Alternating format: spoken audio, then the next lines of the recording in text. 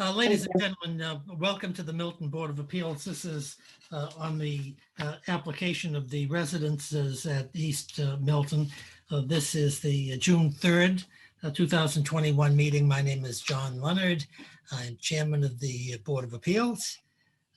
Just bear with me 1 second while I clear up my screen. The purpose of the hearing this evening is to have the peer review of Clifford Bomer of Davis Square Architects of Somerville, Massachusetts. Mr. Bomer is a member of the, he's an AIA architect, and he has testified on several cases as a peer reviewer on behalf of the town. With me this evening are board members Nick Gray and board member Jeff Mullen. So if is Mr. Bomer here, Bev? Yes. I'm here. Oh, great. That's great, Cliff. Excuse me. I have limited capacity, I guess, on my screen, so I don't. There you are. I'm here. How are you tonight? I'm good, thank you. If at any time during the proceeding you need to take a break or take a deep breath or two, just let us know, and we'd be delighted to do that. So I appreciate that. I think without further ado, Mr. Bomer, why don't we give you the floor? And I just should indicate for the record that Mr. Bomer has filed a architectural peer review. It's dated 2001. It's on file with the board website and has been since that date. So we look forward to hearing from you. Terrific. Just let me, Cliff, give me 1 second. I may have said March 30, but it's May 30th, in case there's any people out there who are aghast at so welcome to the Board of Appeals. Thank you. Indeed, it is May 30th, not that many days ago, and I hope that everyone's had time to crawl through the report. It is rather dense. But as I usually do, I think I'd like to just start with overall impressions.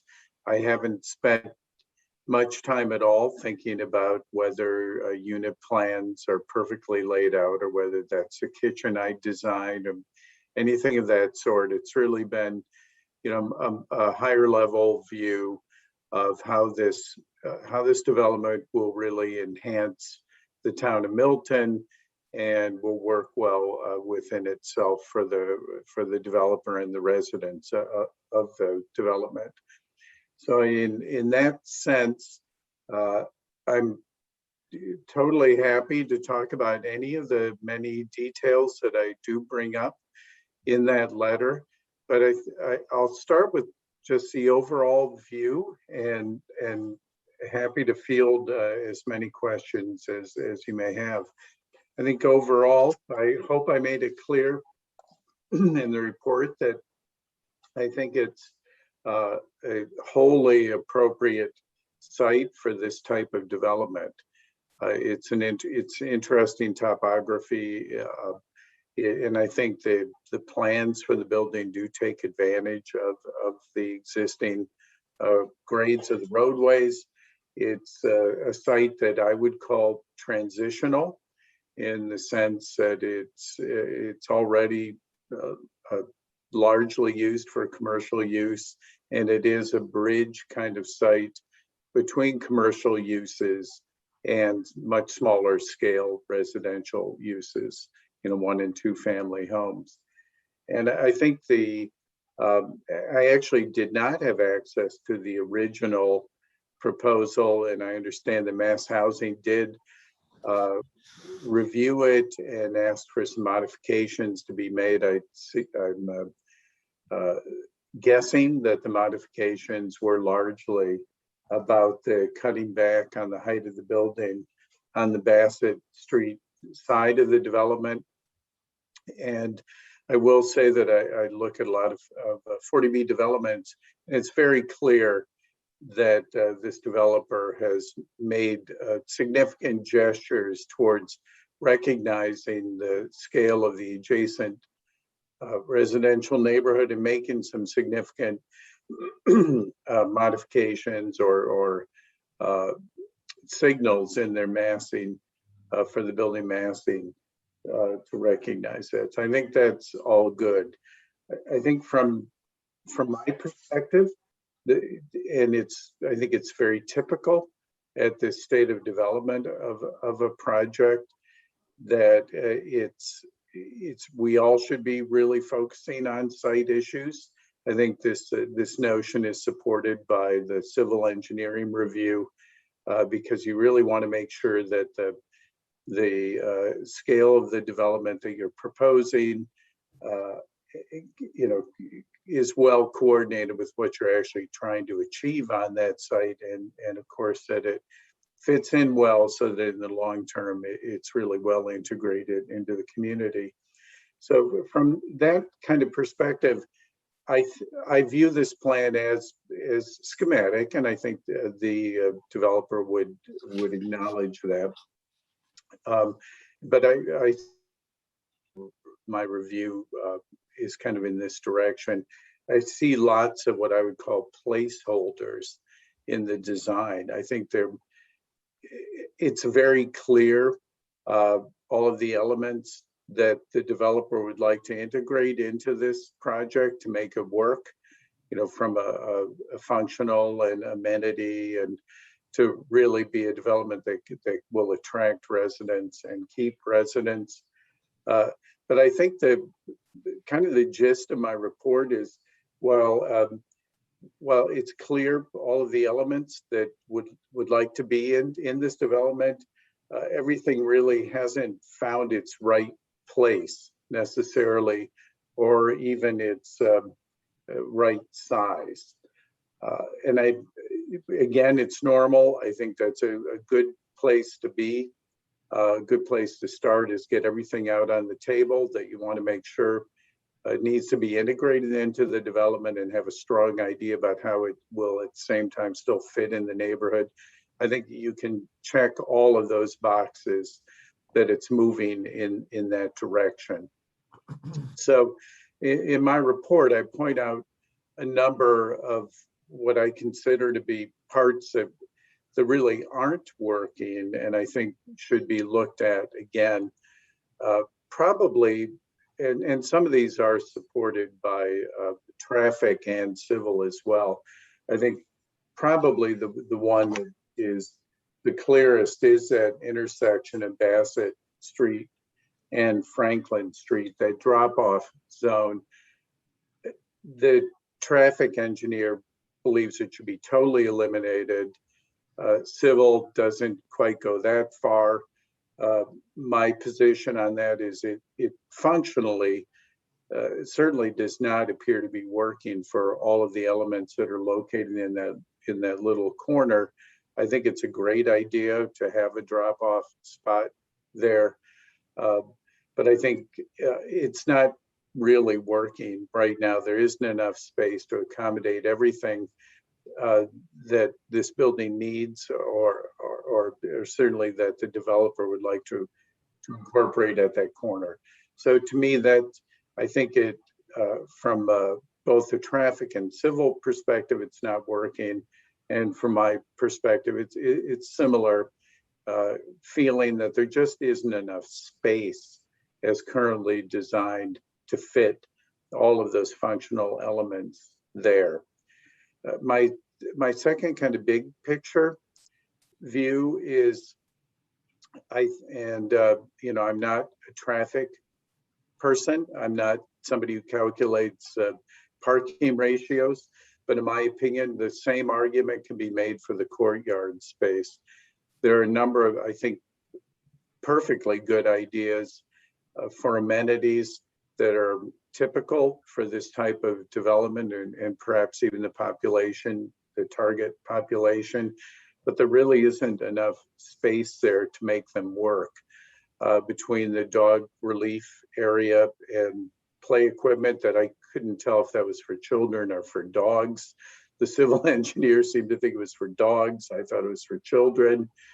The bocce court, that's along Adams Court that, this sounds silly to say it, but it seems like it could literally be dangerous of being that close to a pedestrian path that is just terrific. I think the idea of improving that path is wonderful. It's a nice public amenity to add. There's seating in there, some landscaping. There's just a lot going on in that courtyard. I'm not the designer of the development, but in my opinion, I think probably reducing the number of parking spaces in there. I think the idea of having a courtyard is a nice idea. I think, though, that I would seriously look at kind of working at it from the other direction, design the amenities in a way that really work. And I'm guessing that the only space that will be left will be a kind of drop-off area for residents of the building, or potentially picking up, Uber pickup of people who live in the building and really don't provide parking there, but provide really nice amenities. That's, again, I'm just looking at the kind of big picture. I think it's the same problem, trying to fit too many things into something that I think could be a very pleasant space, but to me doesn't actually work at kind of a basic functional level. The last comments I made on the kind of big picture is, I think that there were some suggestions by some reviewers that this is a good site to consider mixed use building. I don't disagree with that. To me, it's not a critical element, but I would say that I think there are opportunities for mixed use. I thought potentially along Franklin Street, that wing, because of some kind of awkward conditions, the setback is minimal there, which isn't atypical for commercial use, but I think for the residential use, it's not working very well with that minimal setback along Franklin Street. Similarly, I think you have to look, I think the idea of the 3-bedroom units that are on Bassett Street with their own individual entries, I think that it's kind of a nice idea, particularly for larger units where you might expect more children. You want to minimize use of elevators, et cetera. Having their own individual entries is kind of a nice idea, but I don't think there's really enough space there as currently designed, not enough setback, or the vegetative buffer does not seem realistic to me, given that there would be 3 bedrooms and a living room all facing the sidewalk, and at grade sidewalk, not very far away. So ultimately, where I landed on giving giving the designers more space to work with would be potentially shortening that wing of the building along Bassett Street and moving the entire composition towards the west, to give space both along Franklin Street, potentially pull it back on Bassett Street, or, as the civil engineer I think believes, reprogram that space on Bassett Street as commercial space. But in any case, it all kind of comes back to the same thing. Is I see the program as currently depicted on the drawings as a lot of placeholders without resolution. I think it's everything the intent that I see, I think, is completely appropriate, and I think it's a great spot for it. That's why it's appropriate, in my opinion. But I think it needs another round of really ensuring that some of the very specific ideas of program that wants to be incorporated into this, and then really showing that it works in the site plan, would be the next step, in my opinion. There are lots of other details that you probably don't want me to go into, but overall, I think it's a great place for development of this site. I do want to mention one other thing though, and I think it actually kind of points out this the notion of things not being quite in the right place. So while I'm talking about being squeezed in the dog relief area, the bocce court, passive recreation within the courtyard, the drop-off space at the corner of of Franklin and Bassett, a number of things just aren't working because of size. Not maybe they could be worked out where they are, but at the same time, then on the I think it's fourth floor of the building, on the north side of the building, where it was cut drastically back, 2 stories of the building were reduced from a double loaded corridor configuration. I'm imagining that's what happened, from cut back from double loaded to single loaded, creating over 5,000 square feet of potentially programmable outdoor space, and which is significantly larger than all of the other amenity space added together. So it just brings me back again. There's tremendous potential in that kind of space that is outdoor, potentially outdoor usable space, and yet we're feeling very squeezed in other areas of the project where there are very specific ideas about what to do, but in my opinion, not large enough or maybe not in the right place. So that's kind of where I'm at on this.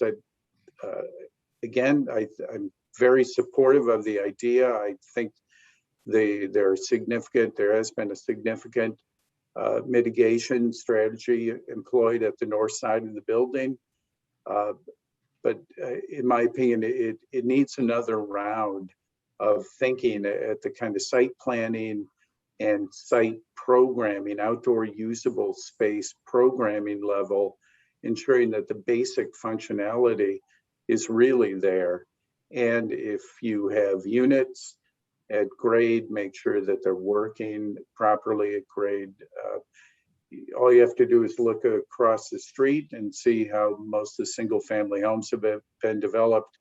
As I noted in the analysis of the existing neighborhood, virtually all of the single family homes have dealt with the issue of maintaining adequate level of privacy, screening, and this building's not quite there, certainly on the Bassett Street side, and at least the first half of the walk along the building on the Franklin Street side. So That's very, very helpful, Mr. Bowman. Let me just ask you 2 questions that I know are going to come up, so maybe you can address them. The first one is, I know, near and dear to Bob Galvin's heart, dealing with representing the neighborhood association, and that's lighting from the building having an adverse effect on the neighborhood. Are you able to comment at this time on the lighting as it's proposed? Well, I think that's a good point. I mean, I think as far as the lighting along walkways and certainly within the courtyards, probably a non-issue for the neighborhood. I think most of the kind of typical lighting for lighting pedestrian access to the building, that can be managed reasonably well. The notion of the neighborhood being subjected to lighting from within units and seeing a lot of lighting that they're not used to, that connects back to the screening, to the setback notion that as currently designed, I don't think it's really possible to have that kind of mitigation of that impact. And to achieve that, I think you really would need some more space on both the Bassett Street side and the Franklin Street, at least at the northern end of Franklin Street. So again, I think kind of typical lighting for circulation around the building is probably easy to manage. Certainly managing lighting to maintain dark sky is achievable, but as currently designed, it is lacking the ability to really provide enough landscape buffering on the north and east sides of the building, in my opinion. And just one other issue that I noted in your letter, you indicated, and I don't know the exact amount, but let's say 3 to 5 residences that are proximate to the subject development would be most affected. Yeah. And you briefly discussed mitigation for those particular houses. Do you want to discuss that in any more detail in case one of those homeowners happens to be present out there? I think, again, I think it's back to the setback issue. It's a transitional site, and we deal with this a lot in transitional sites, that there are mechanisms commonly employed in smaller scale residential that really work. People are used to it. It's typically some, relatively significant setback that allows some landscaping, at least, even if the landscaping is only providing foreground to kind of create scale, so that this is 4 stories along Bassett Street, so that the scale isn't quite as abrupt as it could be.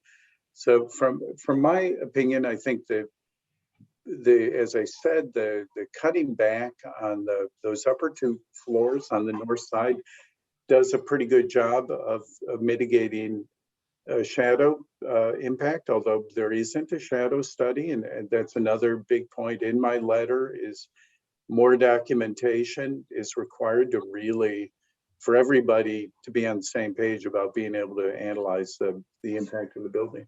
But my opinion is, I do think some foreground elements, some some landscape elements. It will never be anything other than a 4-story building, that's for sure. But I think an effective method for tying it in to the landscape, and I think it's even mentioned in the mass housing letter. They talk about, I forget exactly their term, but it is about fitting it into the neighborhood. You need some more space to work with to do that. And one final question, Mr. Bomer, you mentioned in your report the possible need for a construction management plan. Absolutely. You want to briefly address what that is and why it's necessary in this project? Sure. And this was brought up in the civil engineering plan, that it's pretty obvious that this site is 100% developed. And so on the perimeter, the 3 between the Adams Court and the other 2 streets, it's 100% developed. And to the south side, there are significant site modifications proposed. There's parking garage proposed there.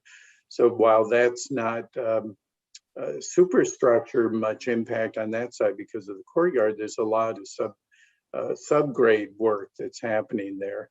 So the construction management plan for there are 2 important aspects. One is, and I think from the zoning board's perspective is the most important, is that the zoning board wants to be sure that what they're looking at is what they're going to get.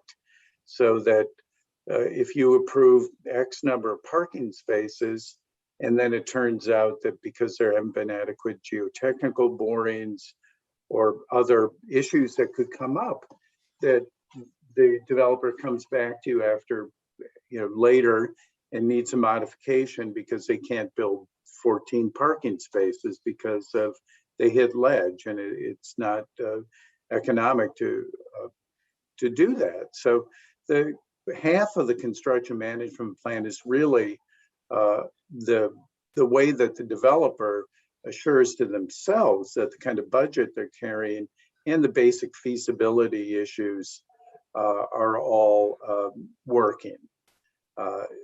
That's one level, and that for most developers, that's really the one they need to solve first, because that's where all the dollars are, and just making sure that it's really buildable as proposed, and they don't have to come back to you and say, actually, we didn't really mean it about that number of parking spaces or whatever it might be. The other half, the construction management plan, that is of extreme importance to the neighborhood is how are you going to build this thing, even though you're taking up virtually the entire site, including constructing a parking garage. So from the neighborhood perspective, it's more about where are there cranes? How are materials going to be delivered? How often is the street shut down for making service cuts into the street? Is my water supply going to be interrupted? Is there going to be all kinds of debris? I mean, can I just say something, Cliff? I think that we're getting really into the nitty gritty of things about construction components. I mean, right now we're trying to get to the point of, the initial design of things, right?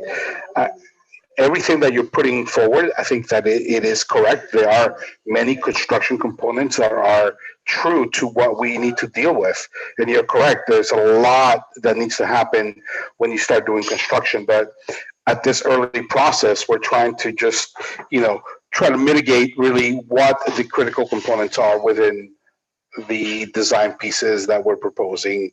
And I think that, you and I go back and forth, many times on these presentations.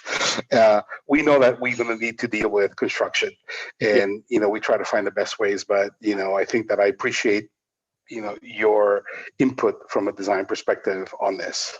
Yep. Sure. And to that point, let me just weigh in on that. I'm not suggesting the parties here or Mr. Bomer and the architect for the project shouldn't be discussing this. I asked that question more for the benefit of the public at large, who may not be familiar with a construction development plan and what it's John, to consider. Of course. Yeah, and I think that's a fair point, which is I think that for the board in particular, it's the kind of first half of that, of making sure that what they're reviewing is actually buildable and feasible. And I think that the civil engineer review goes into greater detail than I just did. The second half, I think about, tire wash stations and frequency of trucks and deliveries and et cetera, that the building department will approve that. They will review it and they'll approve it. So I hear what you're saying.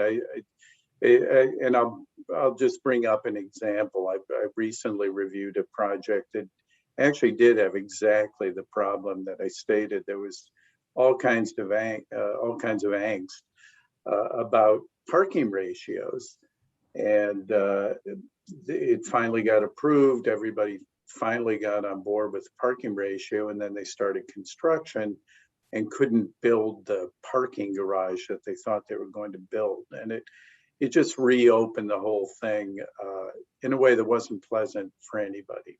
So those are those kinds of feasibility issues that I'm talking about that are most important. Great.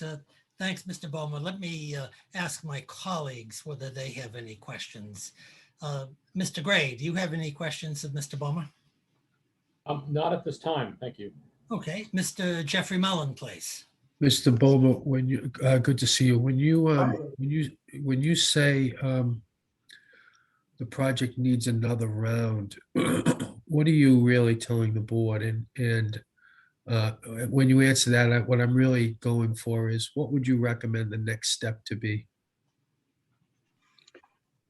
Well, I mean, the board, again, and you know this, it needs to decide for themselves. But what I mean is that my analysis, again, I just want to repeat that I think all of the elements that I see proposed, and most of the ideas about how to do the massing, certainly the L-shaped building and a courtyard makes a ton of sense to me. There are other ways of doing it, but I agree with the overall approach.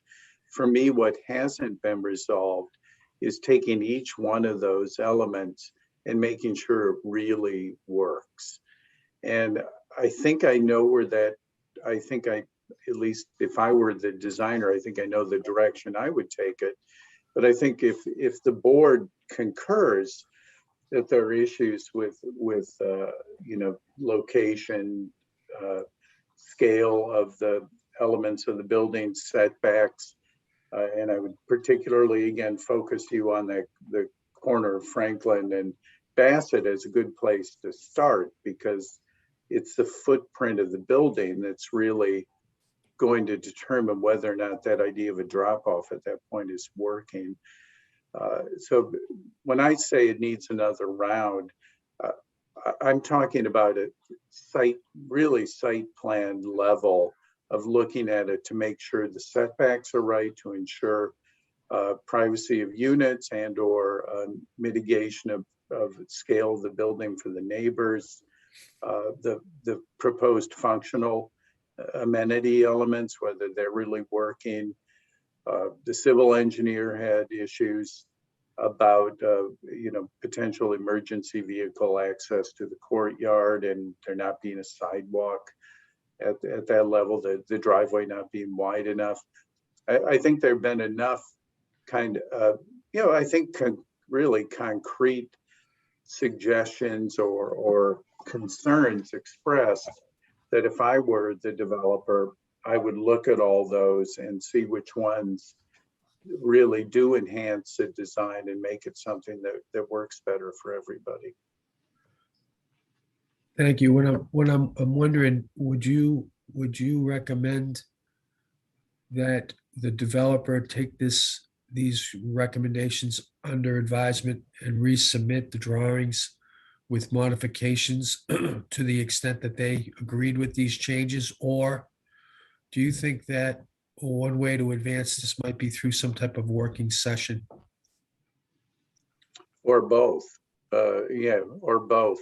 I do think that, Again, there's a sequencing issue there too, though. Yeah. I would support the working session. I'm just wondering, let me put a finer point on my comment. Some of your comments are high level and really sound in big issues that are going to fundamentally modify the design, notwithstanding the fact that in general you have a fair bit of support for it. That's my sense. But some of them are also finer details, and you know, the projects like this, as you know, are all about the details. And I guess I'm struggling with how to approach both of those in some type of systematic fashion without you know, going through multiple rounds of design review and getting people frustrated and things like that, and yet really trying to address the more detailed kinds of comments that I think could really make a difference. And I think that it came through in your letter, you know. Mhm. Well, again, I really want to emphasize that the kind of big moves, the really important moves, I think are sound. Yeah.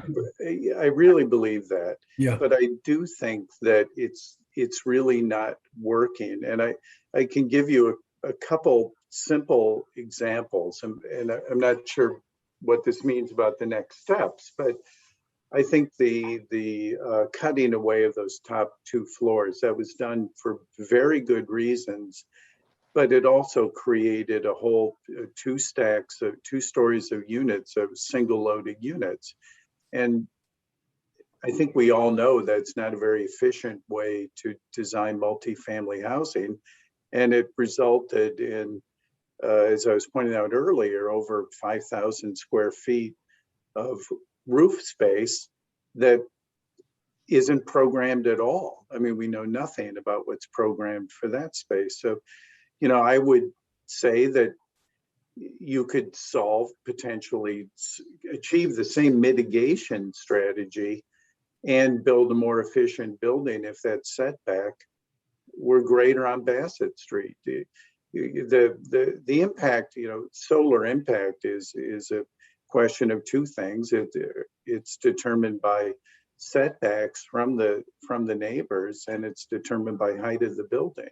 And you can achieve the same mitigation with the same height or with a wider building, so to speak, if it's set back further. So, you know, my point is, I think that if I were the developer, I would instruct my architect to go through this carefully and either convince myself that actually all these things really are working and here's why we think they're working, or take another pass uh, at refining the site plan in a way so that all those elements really are working. I think it could result in where I think this could end up uh, as a better project. It probably would have fewer parking spaces. That may not make everybody happy, but this is for Milton, it's a pretty transit friendly site. The unit mix is, largely not family units. It's by far studios and ones that I think probably is a population that may not need cars as much. Another point I made in my report is there's very little space dedicated for bicycle parking. And again, depending where they go, there are some developments, they're largely small units that are attracting senior population. I don't have the sense that that's really the target population for this building. Hey, Cliff, if I can, I'm sorry, and I am trying to make sure that I'm on, and I think that by turning off my video, I think it's making it better so that I can actually, my network is working better. I think that I usually have conflicts with this Zoom call, so I apologize for not being on, but I want you guys to hear me. I agree with a lot of the components that you're saying. Sorry, Mr. Valdez? Mr. Yes. Valdez, I'm sorry, this isn't your time to be cross-examining Mr. Bowman. Okay, I'm sorry. That's fine. I wish you'd wait your turn. I've added That's fine. you to the list and we'll give you. No problem. No problem. No problem. Mr. Mullen has the floor. Jeffrey, let me ask Mr. Bowman, have you finished your answer to Mr. Mullen's question? Well, I hope it wasn't too meandering, but in my opinion, I think the developer should, to make it succinct, should come back with revisions in the site planning to address issue, not just my issues, but also the civil and traffic engineers. I would take all three of those documents and come back with some new sketches, just sketch level even. Jeff, do you have any further questions of Mr. Bowman? I do just, I am going to,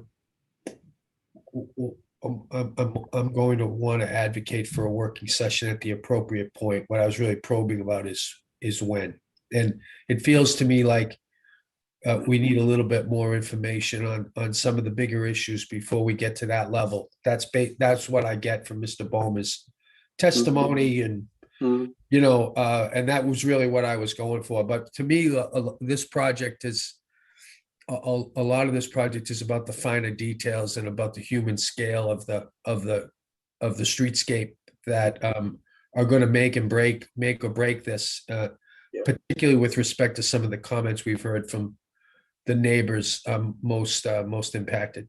That's my sense. I know that's not a question. Totally agree. No, I completely agree. I think that's a really good way of putting it.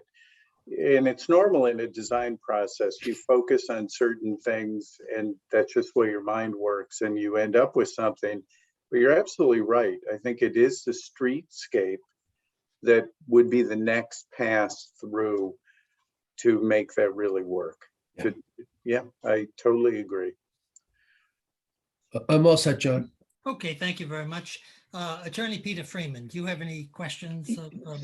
Thank you for recognizing me, because I have been thinking, and at the risk of thinking out loud, I welcome those comments. I know my client does, including Mr. Mullen's suggestion slash question. I was thinking about a workshop format at some point. I think that does make sense on the projects I've worked on where there are questions like this, where not to be presumptuous, but it seems agreed by all parties that it's an appropriate site for development like this. But the devil is in the details, and all the very articulate things that that Mr. Bomer has said, which he has done on all projects I've been involved with. Yep. So, I think kind of process-wise, and ultimately, I don't know what the timing would be for the next hearing, but I think the first step logically is that Frank Valdez, our architect, and Cliff should talk offline, really, maybe, the letter was a few days ago, perfectly timely, but,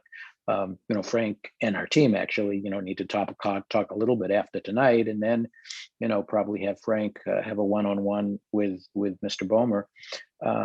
And then I don't know if we'd be ready to do some redesign and whether that should be followed by another ZBA meeting and then a workshop or vice versa. So that's where I am thinking out loud, as you can tell.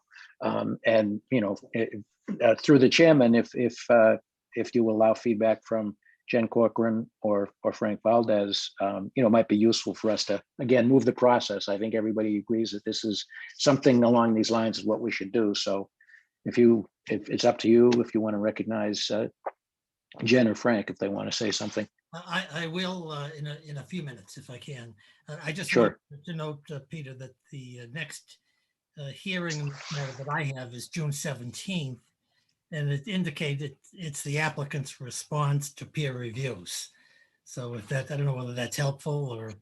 That is helpful. And actually, Jen and I discussed that and I had forgotten. So yeah, we certainly want to hold that, and that being only about 2 weeks or exactly 2 weeks, that may not be enough time to have, substantial response to the architecture peer review, but certainly there are things on the stormwater and traffic, that absolutely we could devote probably a fairly lengthy time at that next hearing. So I thank you very much for reminding all of us, and that does relate to the timing that we're talking about on the design aspects. Okay, great. Thank you, Mr. Freeman. In terms of the proceedings here, I'm going to ask Attorney Bob Galvin next, if he has any questions of Mr. Bomer, and then we'll proceed to Mr. Valdez, and we'll save Jen Corcoran for cleanup, if that's acceptable to everybody. So, Attorney Galvin, do you have any questions of Mr. Bomer or otherwise wish to be heard? I guess my question, it might be through you, Mr. Chairman, to the applicant.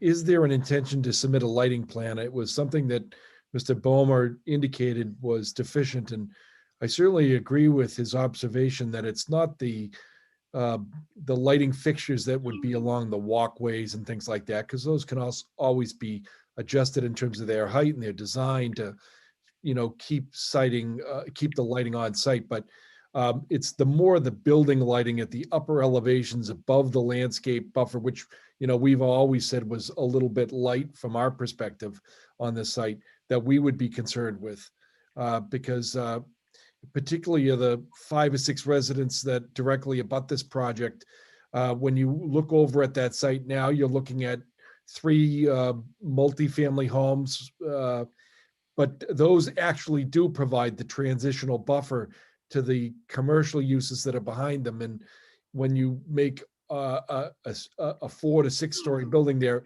it's going to look radically different. So we certainly would love to see what the lighting ideas are. So I guess that's kind of a comment to find out whether there will be that level of detail given to us, because I think it's important. Let's ask Mr. Bomer to comment on that, and then we'll come back to you, Mr. Galvin. You can either refine that question or ask a new question. Mr. Bomer, do you want to address Bob Galvin's concern about? He's completely right. I mean, the lighting plan is basic stuff along with detailed landscaping plans. I totally concur, and I do think that where the deficiencies are right now are in there being very limited space for really landscape buffering.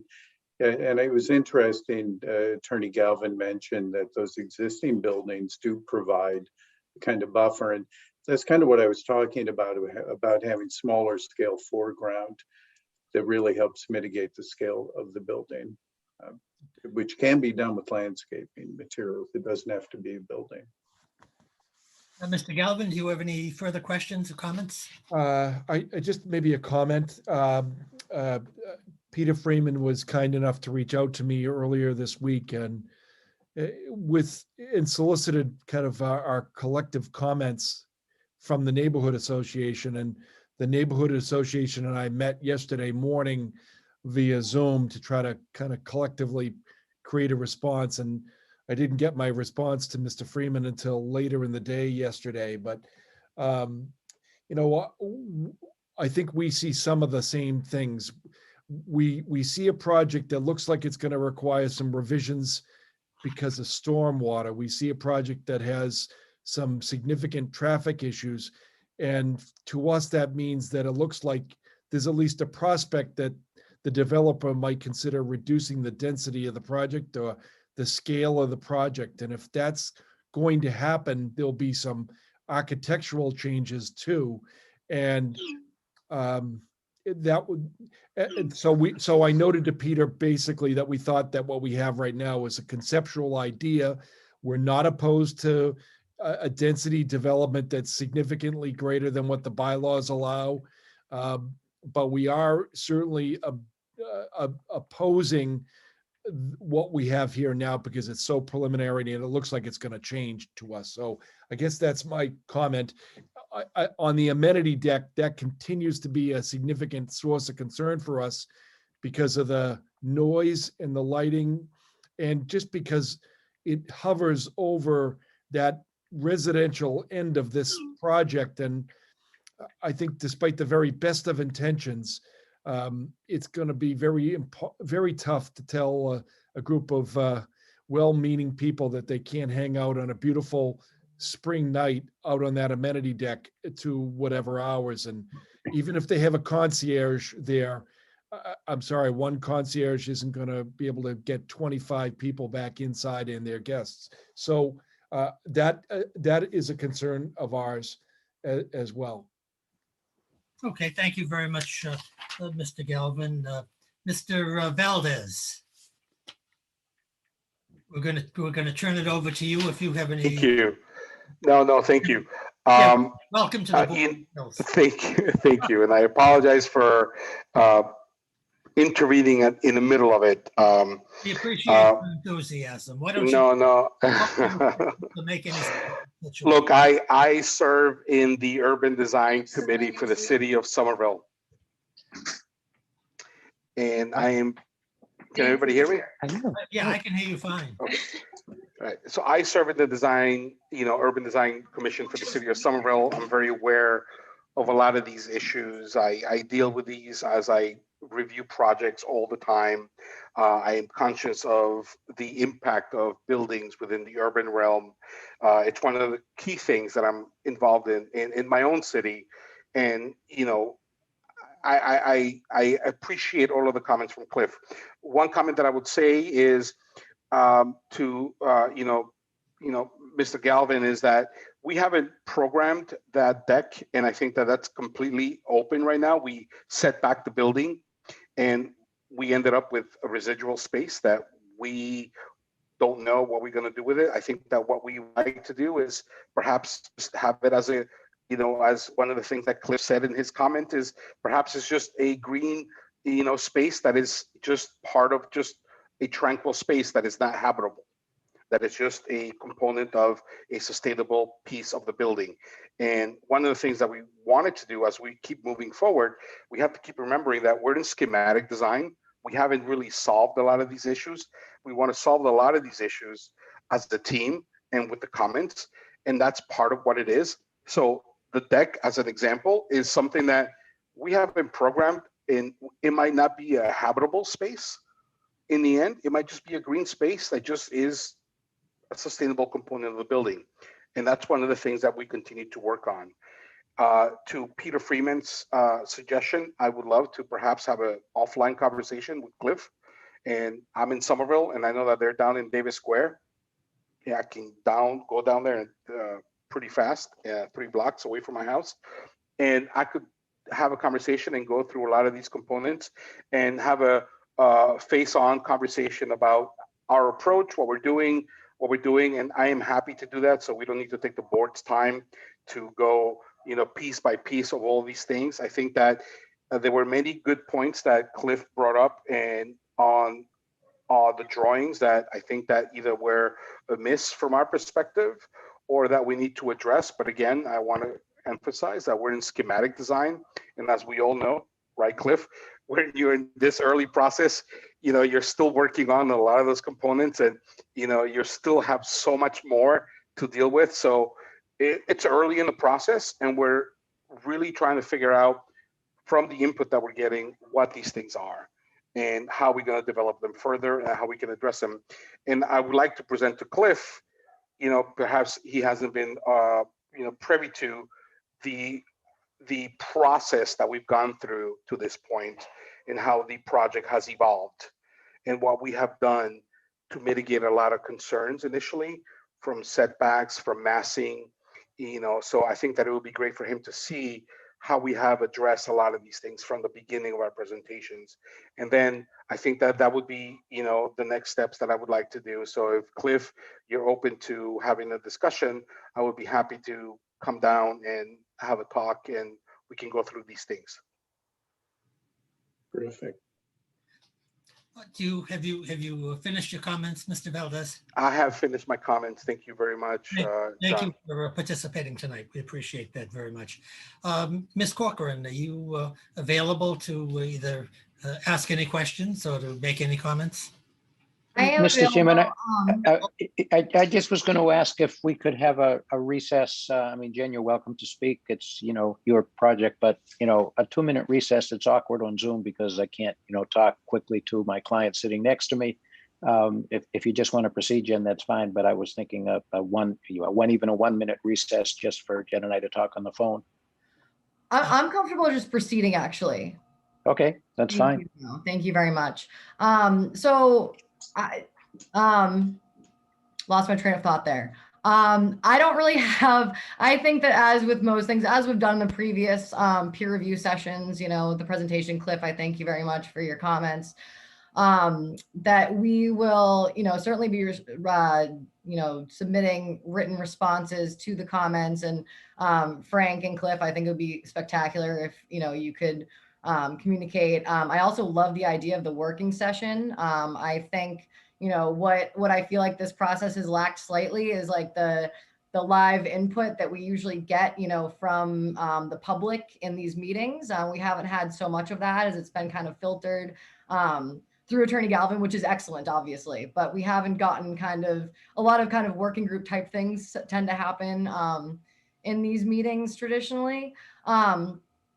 What I was wondering, so I'm looking, I've been trying to figure out, what this revision process will look like. I do agree that the working group will be a part of that, and I like that a lot. But as a team, I think comprehensively, I'd like to kind of revisit everything over the next few weeks. I do not know if we'll have a full comprehensive revision complete by the 17th. And I know that we've already prepared, some responses to the stormwater. I know that VHB and Tetra Tech are working together on that.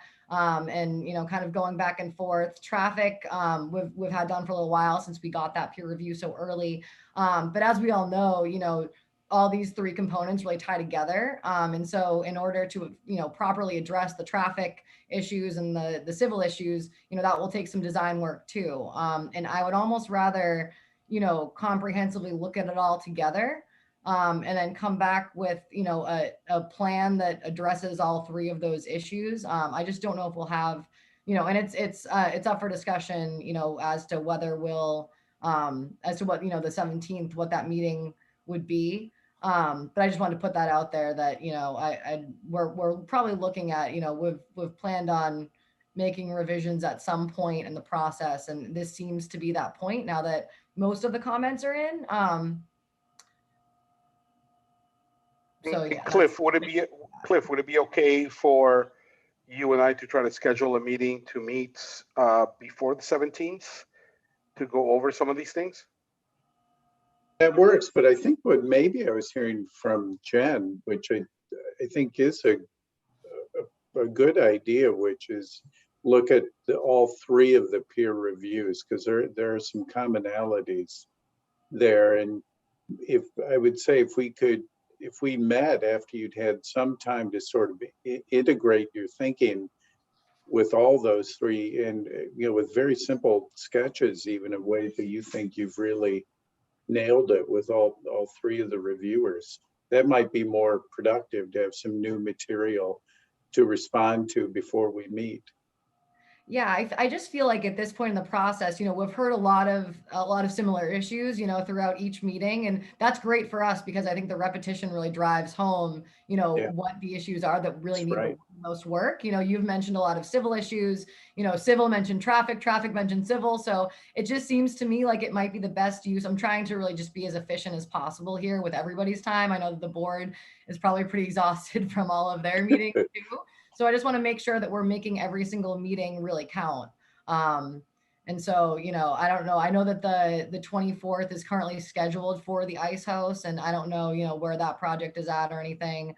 Or if there's an opportunity to swap maybe with them and for them to go on the 17th, just kind of spitballing here. But that's just kind of what as I'm trying to kind of, think through the next, technically 6 weeks that we have left in the review, although of course we're, open to continuing the process. I'm just trying to kind of, think of that timeline in my head as I tend to do, and how, we can kind of pack the most into each of these sessions that we have, and also be doing, work that will mean something later on in between. Okay, that's, we appreciate your Mhm. comment on scheduling. Do you have any other comments on any of the testimony tonight that you want to make? I actually do have a really quick question. This was just one of the things it was almost like a brain teaser of sorts when you were talking about, the 5,000 square feet that we have for the roof deck and how that could be kind of redistributed. And maybe this is something that comes to the working session, but I was trying to figure out how to put that square footage, somewhere else, on the ground floor, and it just isn't really making sense to me. So would you be able to give an example of kind of like that type of redistribution? It might just be my Thursday night brain right now, but just couldn't visualize kind of what you meant by that. Well, the only track I've gone down, and I try not to be the designer of the building, but the only track I've gone down was, I think there would have to be a willingness to reduce the number of parking spaces. Because I think that I understand that and I'm again just intuiting that your reaction to mass housing was to remove that northernmost stack of units. Mhm. And, again, that's not the most efficient way to do multifamily buildings. You could achieve the same mitigation with still having maybe a narrower double loaded configuration, but increasing the setback from the street, which would result in fewer parking spaces overall. So I think that was the only thing I thought of is it's a lot of space. It is, and I think Frank was reacting to one comment I made. It's a very big space. It could be kind of an amazing planted, vegetative roof area as well, with with very limited, maybe still some passive recreation, but 5,400 square feet is a lot of common space in a building of this size. So that's what I was thinking, Jed. I didn't have it figured out at all, but I really do appreciate your idea of, if you're hearing consistent reaction to it, work with all of those comments, do some quick sketching of ideas. I don't think there is a way to directly take that 5,400 square feet, but you can reduce the 5,400 square feet and then maybe make better use of that courtyard space is kind of where my head was going with it.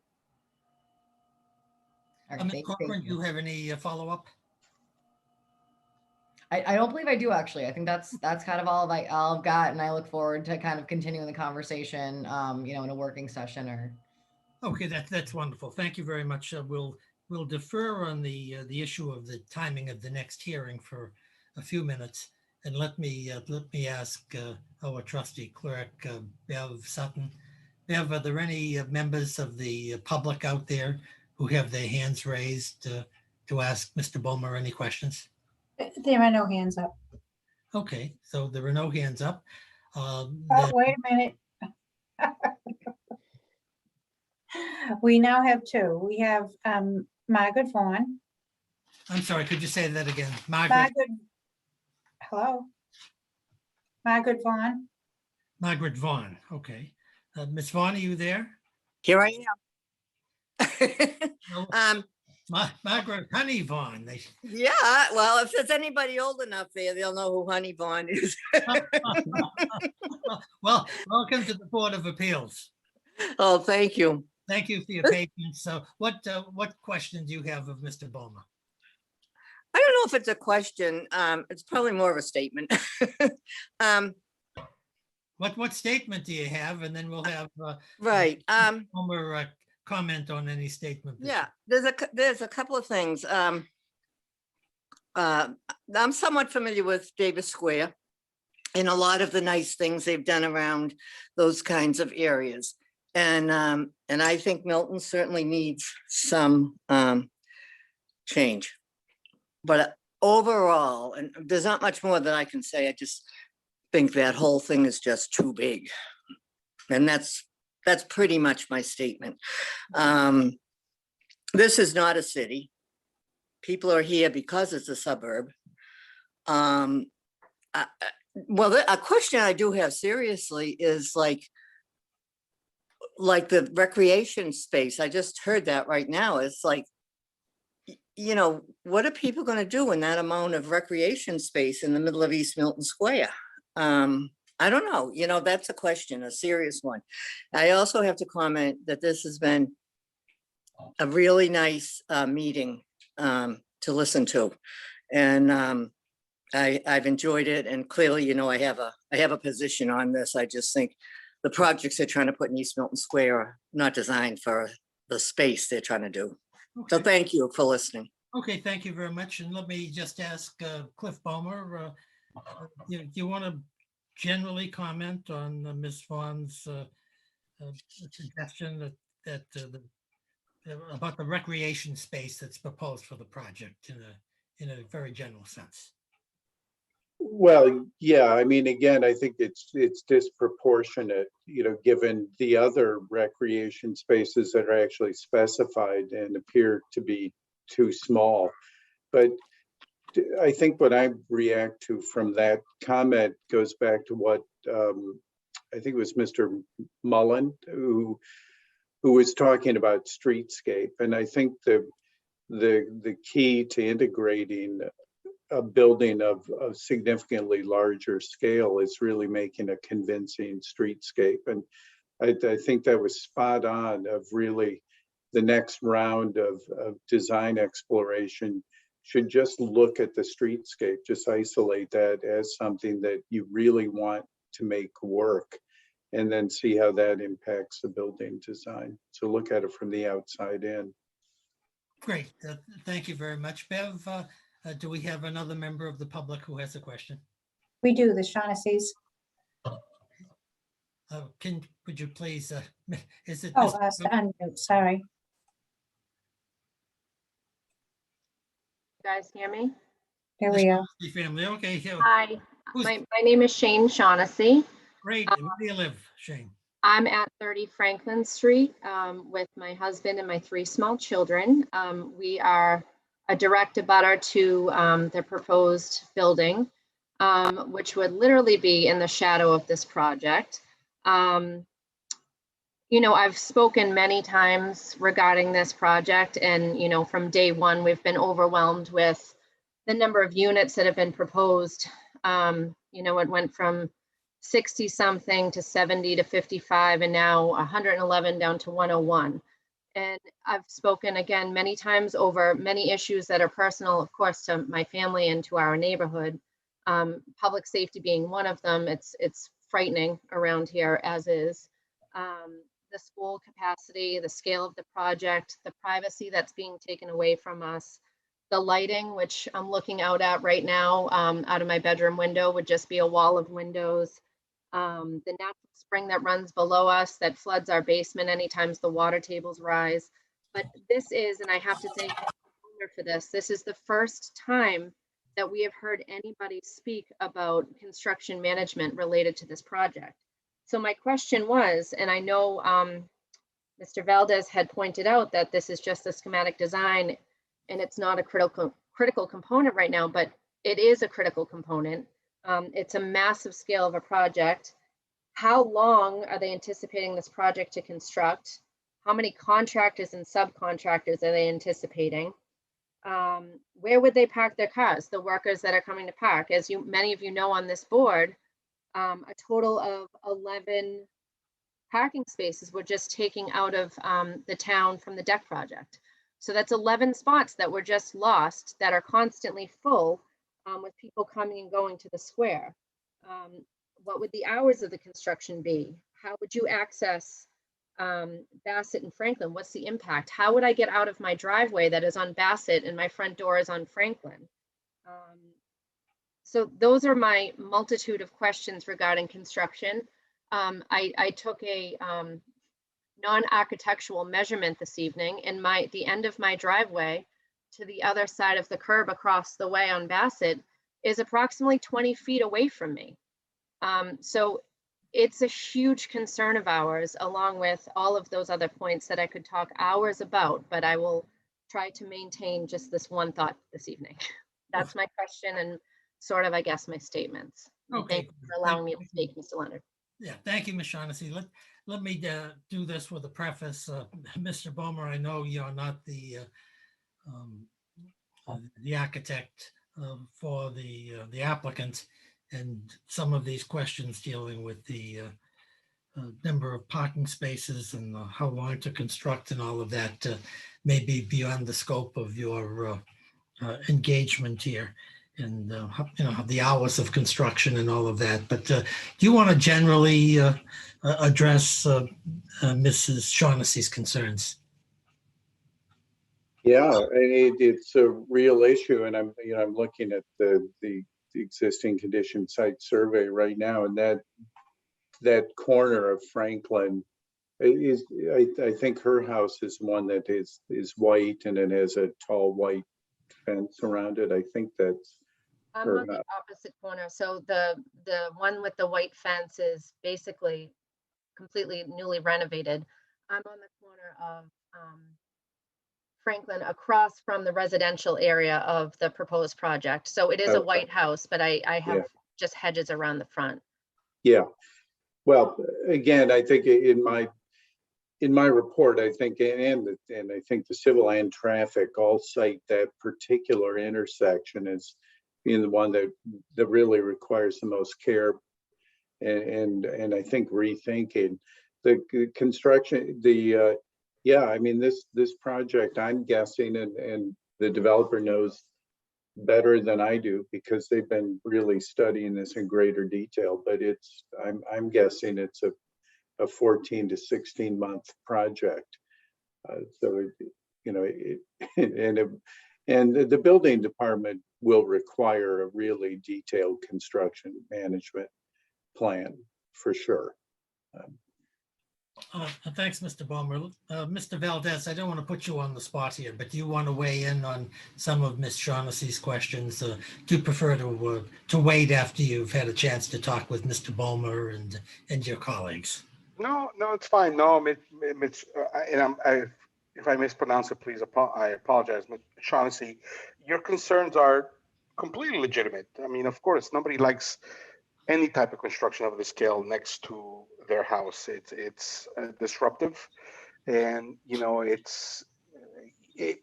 the management of that is always a key issue, and how we manage it is the component that we always need to deal with. And yes, I would agree with Cliff that this is anywhere between a 14 to 16 month construction. Yes, I mean, to no more than that, I think. And there are many ways of mitigating some of your concerns, and we like to take those concerns and hear them. The idea of parking, of course, is always an issue. I live in Somerville, as I was saying before, and we had a huge high school project renovation here that just happened, and that was a huge parking issue that we as a community talked about, and it was mitigated in a way that it was people parked in a place that was controlled by the city, and then people were bussed in. There's many ways of mitigating this, and I can't say how we're going to get to this point, but I think that your concerns are good. That we need to deal with how this is going to be done in a fashion that is not disruptive in a multitude of ways to your way of life, and that it does not disrupt the way that you get out of your house, and that the way that you leave and come back. And it's a concern, and we like to make sure that we work with the neighbors and make sure that we mitigate these things early in the process.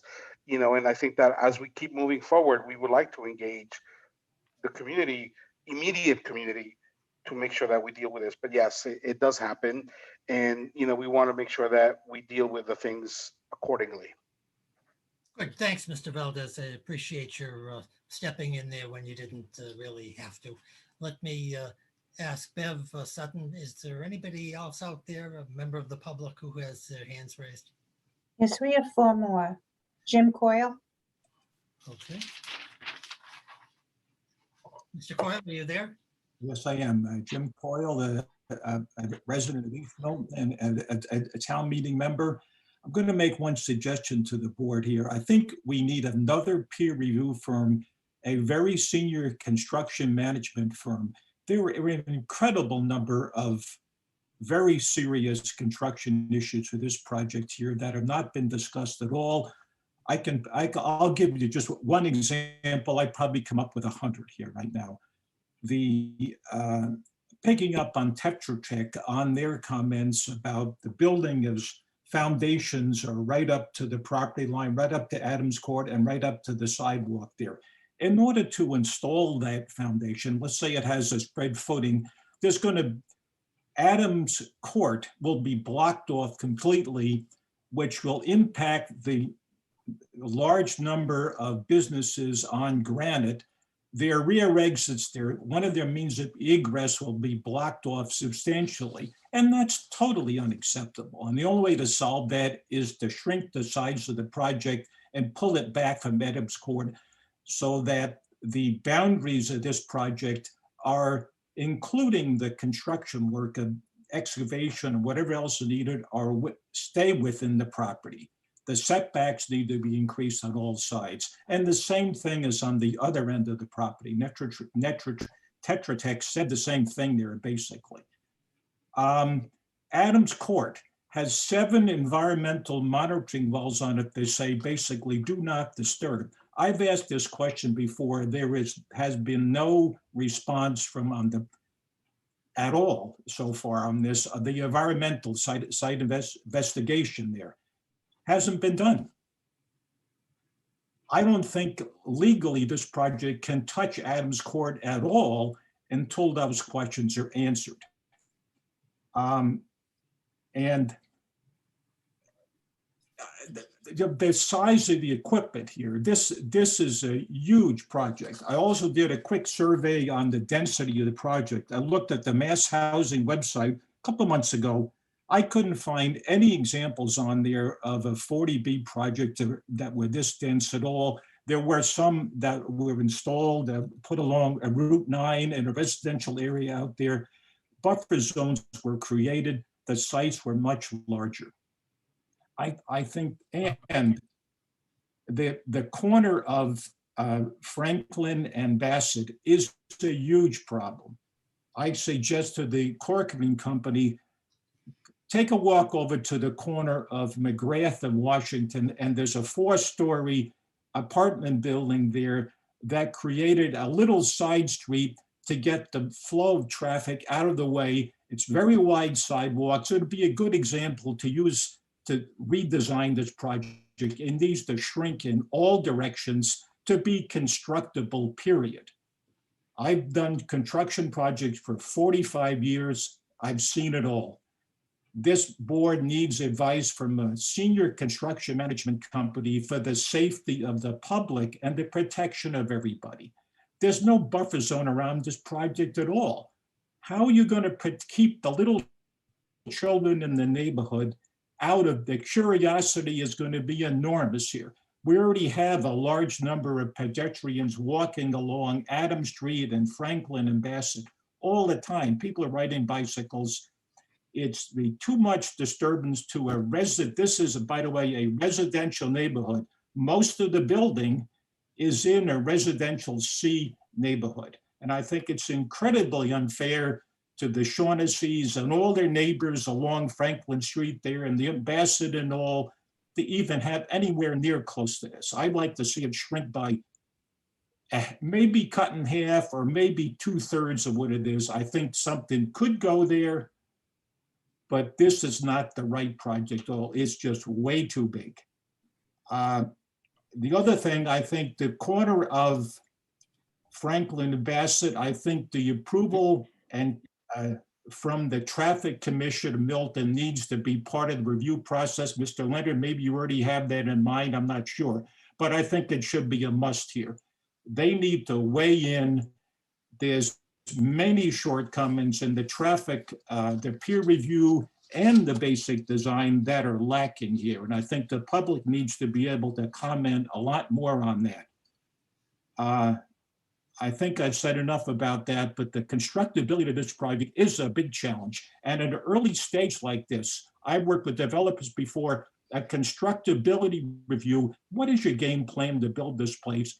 That needs to be done now in the schematic phase. It's way too late to do it later because you'll miss some of the big things. Is there bedrock under this site here? The environmental, the runoff, what is the seasonal water table variation, for example, under this property here? Tetra Tech raised some of these issues. Those need to be addressed upfront. They could change the whole design significantly, as Mr. Boehmer said. I'm done. Great, thanks, Mr. Quayle. We appreciate all of your comments. Let me ask Bev, is there anybody else who has their hand raised? Kim Conroy? Hello, I'm here. Can you hear me? Hi, Kim, how are you? Good, thank you. So this is Kim Conroy. I reside at 19 Emerson Road with my husband and 2 young children. First off, I want to make it clear that I support responsible development in Milton, and that includes both affordable housing and commercial real estate.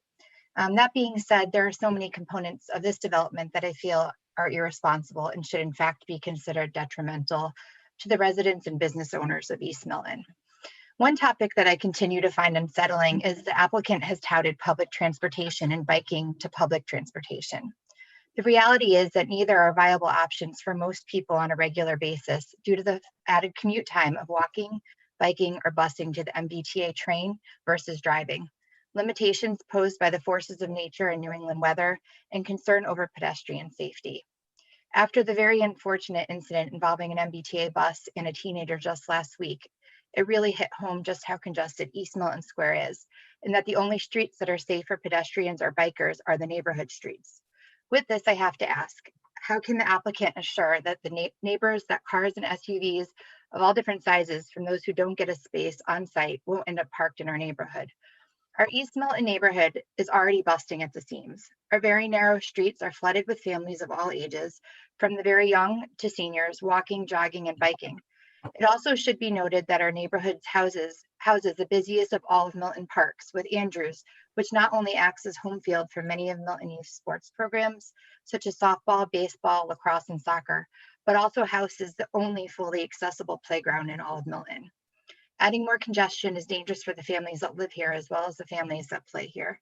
And lastly, to Mr. Valdez's comments, I appreciate your sharing your experience with Somerville and similar struggles, but it should be noted that Somerville is a city, whereas Milton is not, and Somerville has nearly 3 times the population of the town of Milton. So it's really not an apples to apples comparison. Thank you. Great, thank you, Ms. Conroy. Bev, any other member of the public? Yes, Bernadette McAvoy. Mr. McElroy, are you there? Yes. Yep. Yes. Hmm. Well, maybe she's taken a time out. Is there, let's. Yep, I'm sorry, Michael. Mahalchik. Hi, thanks. Mahalchik. Yep. I know it's tough to say that name. I think I got it right. I'm a town meeting member like Jim Coyle in Precinct 7, and I've been in East Milton for 22 years. And I think my concerns were raised by Kim Conroy about the issue of bicycle and public transportation. I would like to ask the question, really, what kind of mitigation would be proposed to make bike riding safe? I personally come from a point of view that bike riding should be encouraged. I was involved in organizing the Rotary Bike Day for 3 years, where there was a race.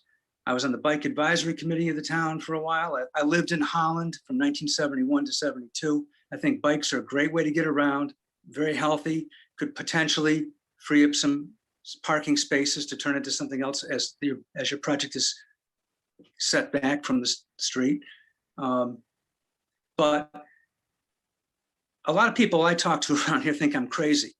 I went for 4 years without a car and was able to get by, not in the snow, but it was a good way to get around. So I would like to hear how, is there any kind of mitigation that could be done to make it a little safer on Granite Avenue to use it? Would there be some consideration for doing something to help get people riding bikes from East Milton over to the bikeway? Because there's an off ramp on Interstate 93 that kind of makes things unsafe. Or how about, I can remember taking a bus from the corner of Granite Place and Adams Street to Seaport District with my wife for a weekend away in a hotel. And it took us under an hour to go door to door to the hotel in the Seaport. So I know that you can move quickly on public transit, but it doesn't come very often. So relying on it like I did for 4 years, I wound up walking to Wollaston a lot of times. That's not realistic for a lot of people. So is there anything we could do to increase the frequency of buses, make the bike riding safer, and what other kind of mitigation to make it if you locked up your bike, would you be sure that it was there? Could you make some kind of secure place to keep a bicycle there? How about zip cars? Any chance of getting a few of those in there? Okay, so that's a good question. Let's stop right there and let's have Mr. Bomer. Those are all my questions. Thanks very much. Okay, I'll go on mute. Okay, well, thank you for appearing tonight. Mr. Bomer, can you address, I know you haven't done a bike study or a sophisticated study, but can you address in a general sense how one constructing a project like this can try to ensure the safe and free movement of bicycles and safe operations of bicycles in the vicinity of this project? Well, certainly, there are a lot of different levels just internally within the development. I think the developer would certainly benefit them to produce a really robust transportation demand management plan that would include, that could address several of those points. He was just saying that the bus works, but it doesn't run very frequently. Part of many transportation demand management plans are schedules, live monitors that tell you when buses are arriving, et cetera, that make it more realistic. The car sharing services are a terrific way to balance, balance the inevitable need for cars with a predisposition to not want to take cars. I think that works really well. I think, in my report pointed out that there really is very minimal bike parking, certainly secure bike parking, direct access to secure parking for the residents is critical, as well as sufficient bike racks for visitors to the residents. Ultimately, and if you've lived in Holland or visited Holland, what makes biking in Holland work is the sheer number of bikers there that just increasing the number of people inherently helps increase the safety of bicycles. I'm not sure whether he was talking about potentially some off-site improvements, contributing to a town study to create dedicated bike lanes. I don't really know, but all those comments were spot on as far as I'm concerned. I think the building should, given where it is, enact every measure they possibly can to encourage alternative transportation. Great, thanks, Mr. Ballmer. Bev, do we have any other public questions? And we have Margaret Vaughn. Again. Ms. Vaughn, are you there? Yep, I am. I do have a question now. Is there going to be a time when there's going to be that the public can attend a meeting in person to give, to have their input presented? Well, that's a question, probably is a better question for me than Mr. Ballmer or the other witnesses. Okay. The way I understand this process at the present time, that and Mr. Mullen has all of this information right at his hand.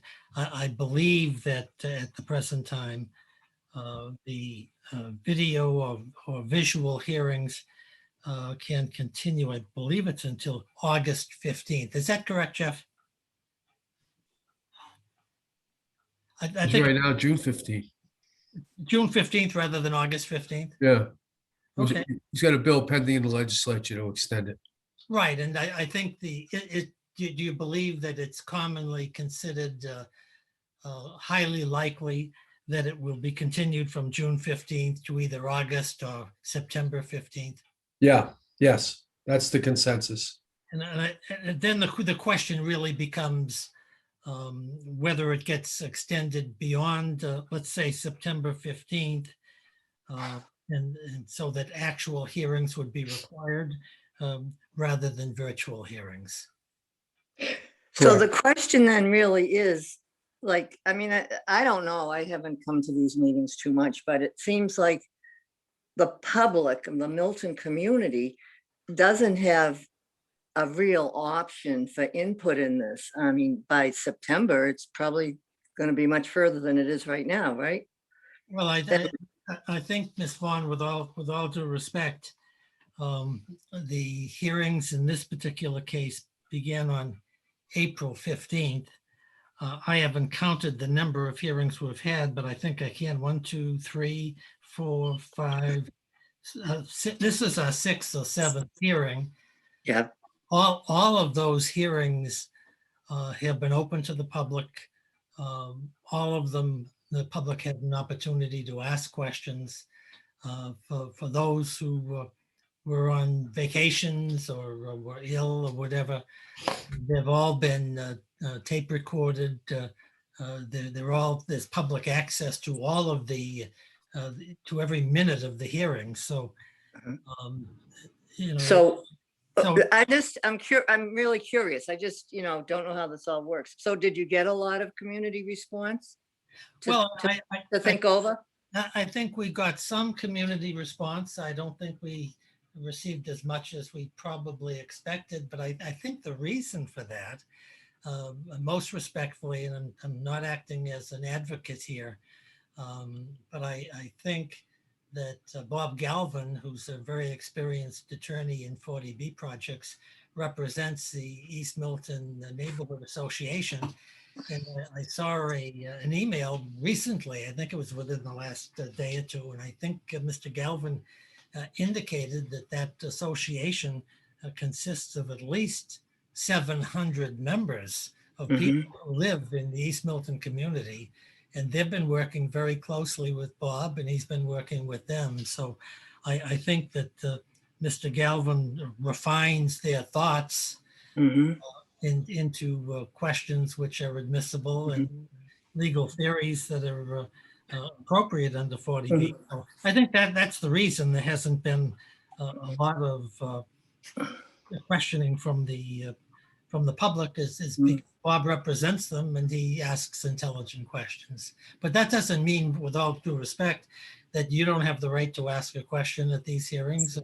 Anybody. Oh, I understand that. I understand that. I just don't get the community feeling, like how much the Milton residents are inputting on this. And I'm just here sitting by myself. So, I mean, I have heard people not too happy with a lot of stuff, but this building here is not even up yet. I'm just saying, how many, do you think more people would come when there's face to face? I guess that's what I'm saying, and more people would speak. No, I think that, I really don't know. I'm not a. yeah. I mean, for a lot of people, the Zoom is kind of, threatening. So I was just curious what your guess would be. It's interesting to hear you say that because, in terms of threatening, in the 7 hearings we've had or 8 hearings we've had, I don't know. There hasn't been tremendous questioning from individuals regarding the project, but yeah. I don't think for those people who are afraid to communicate on Zoom or find it difficult to communicate on Zoom, you can write letters, and I don't recall receiving very many letters regarding this project. Okay. I think part of it, to be frank, is that many of the issues that you're hearing discussed here are amongst expert developers, lawyers who represent the 40B applicants, and some lawyers who oppose 40B applications. The law is complicated. The case law is complex. And so, I think that's okay. I'm getting who want the professionals may have difficulty posing very tight and specific questions to a witness like Cliff Bomer, who's been, I think, doing this over 40 years. Yeah. So that may be part of the reason. No, I understand what you're saying. I'm just, I don't expect us residents to have the, the knowledge of the construction people. I'm just. But I tell you very respectfully, there's a whole workbook that is on our website that, at least to the extent possible, tries to reduce the complexity of some of these issues. Well, Mr. Bowman did a great job. Mr. Bowman was a wonderful witness. Yeah, he did a great job. But I don't want to take any more time because I know these can get late. I just wanted to, ask you that question. I hear you, and I guess the simple answer is we don't know whether, if this gets kicked over, the ability to have Zoom hearings until September 15th. I don't know whether these, and after that you have to have in-person hearings. But that's okay. I'm getting the drift. I just had, my hands are kind of tied. It's all kind of new to me, but I am very concerned about the square. So I just wanted to get as much information as I can. Yeah, but thank you. If it doesn't put you to sleep, that you go back and listen to some of our earlier hearings, and they'll inform you what everyone thinks about the project from a okay technical standpoint. Okay. Thank you, and I won't take your time. Thank you. Thanks, Ms. Vaughn. We appreciate very much. Bev, is there anybody else out there? Yes, Bernadette McAvoy. Ms. McAvoy, are you there? Hello, can you hear me now? Yes, we can. Okay, I had headphones on and apparently you couldn't hear me. I don't know, so I unplugged them earlier. Great. Welcome to the Board of Appeals. Thank you. My name is Bernadette McAvoy. I'm a proud resident of East Milton. I was born and raised in East Milton.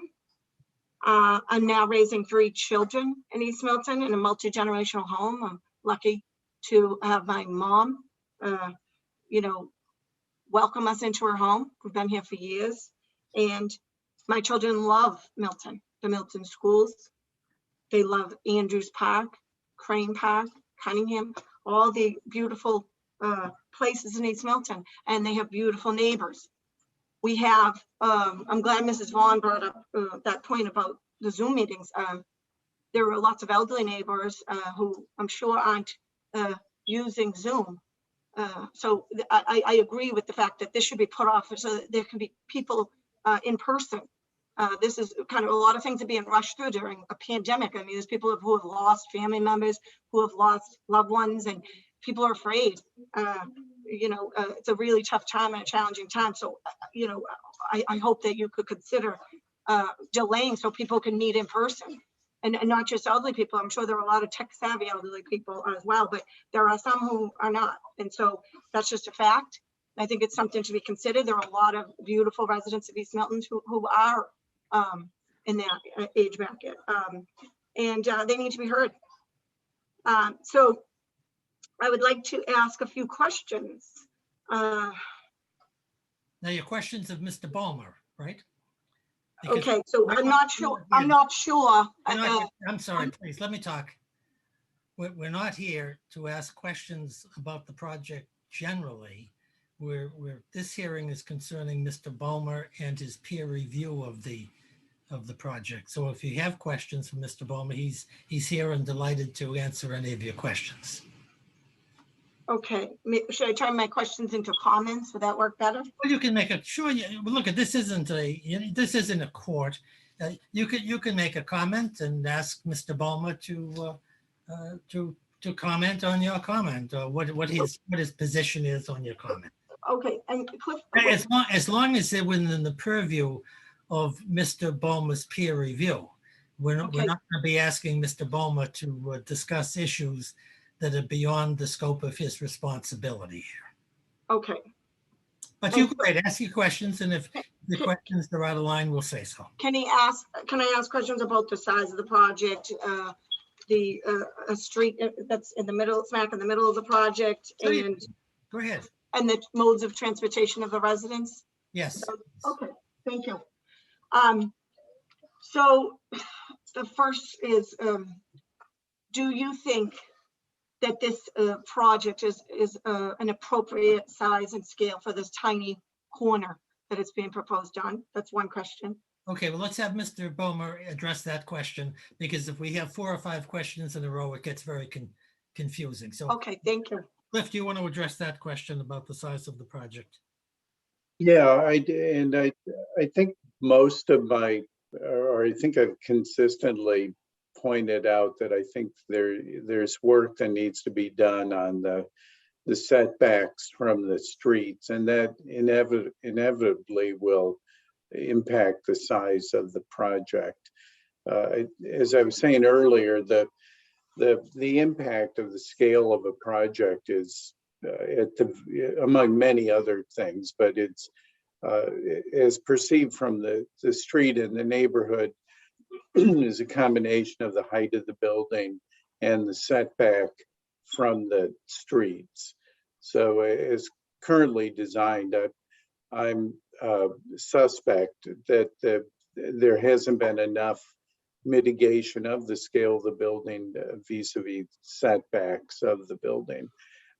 What I suggested in my letter that really helps everybody understand it, so you don't really need to rely on people who are trained at designing buildings. What will really help the board and the public is some more thorough documentation of the building. Not detailed as far as siting patterns or materials, but really specifically addressing, is the scale appropriate? And that would include more three-dimensional views, I think, site and sectional drawings that cut through the building and across the street and show the neighbors across the street. So you need some more descriptive documents to be able to really answer that question of, is it the right size or not? Great. Thank you. And would you propose a lower number that you would, off the top of your head, think that would be more appropriate? Number of units? That's really hard for me, because there are a lot of variables there. I think for me, getting the massing correct, back to what you originally said about the scale of the building. For me, that's mainly about massing and streetscape. Those are the kinds of questions. How many units fit in it kind of crosses over into other issues number of cars is one, traffic, potential traffic issues, whether, as it was talked about in the civil report, whether the services, available services are adequate for the number of proposed units. So for me, it's almost, I look at it from the other direction, just as the architectural reviewer. I look at it from the scale of the building and setbacks and streetscapes. As far as the exact number of units, that to me comes after being convinced that the overall scale and streetscape is suitable.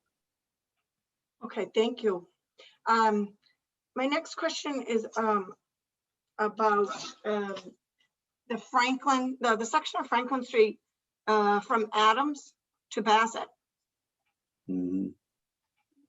I'm wondering if there were any plans that you know of, or anybody has proposed to shut this down and make it a pedestrian area.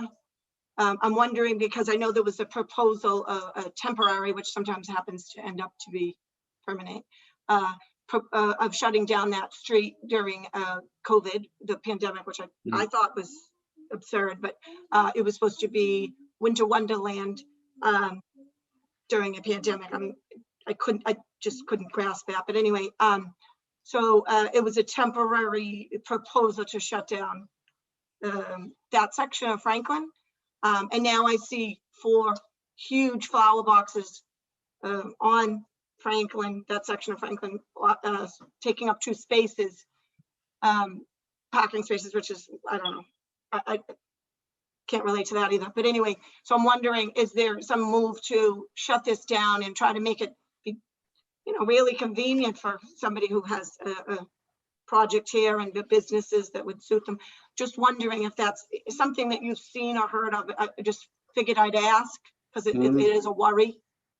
Well, my comment I don't know about the town's intentions on that street, but in my report, I do talk about making the street more pedestrian friendly.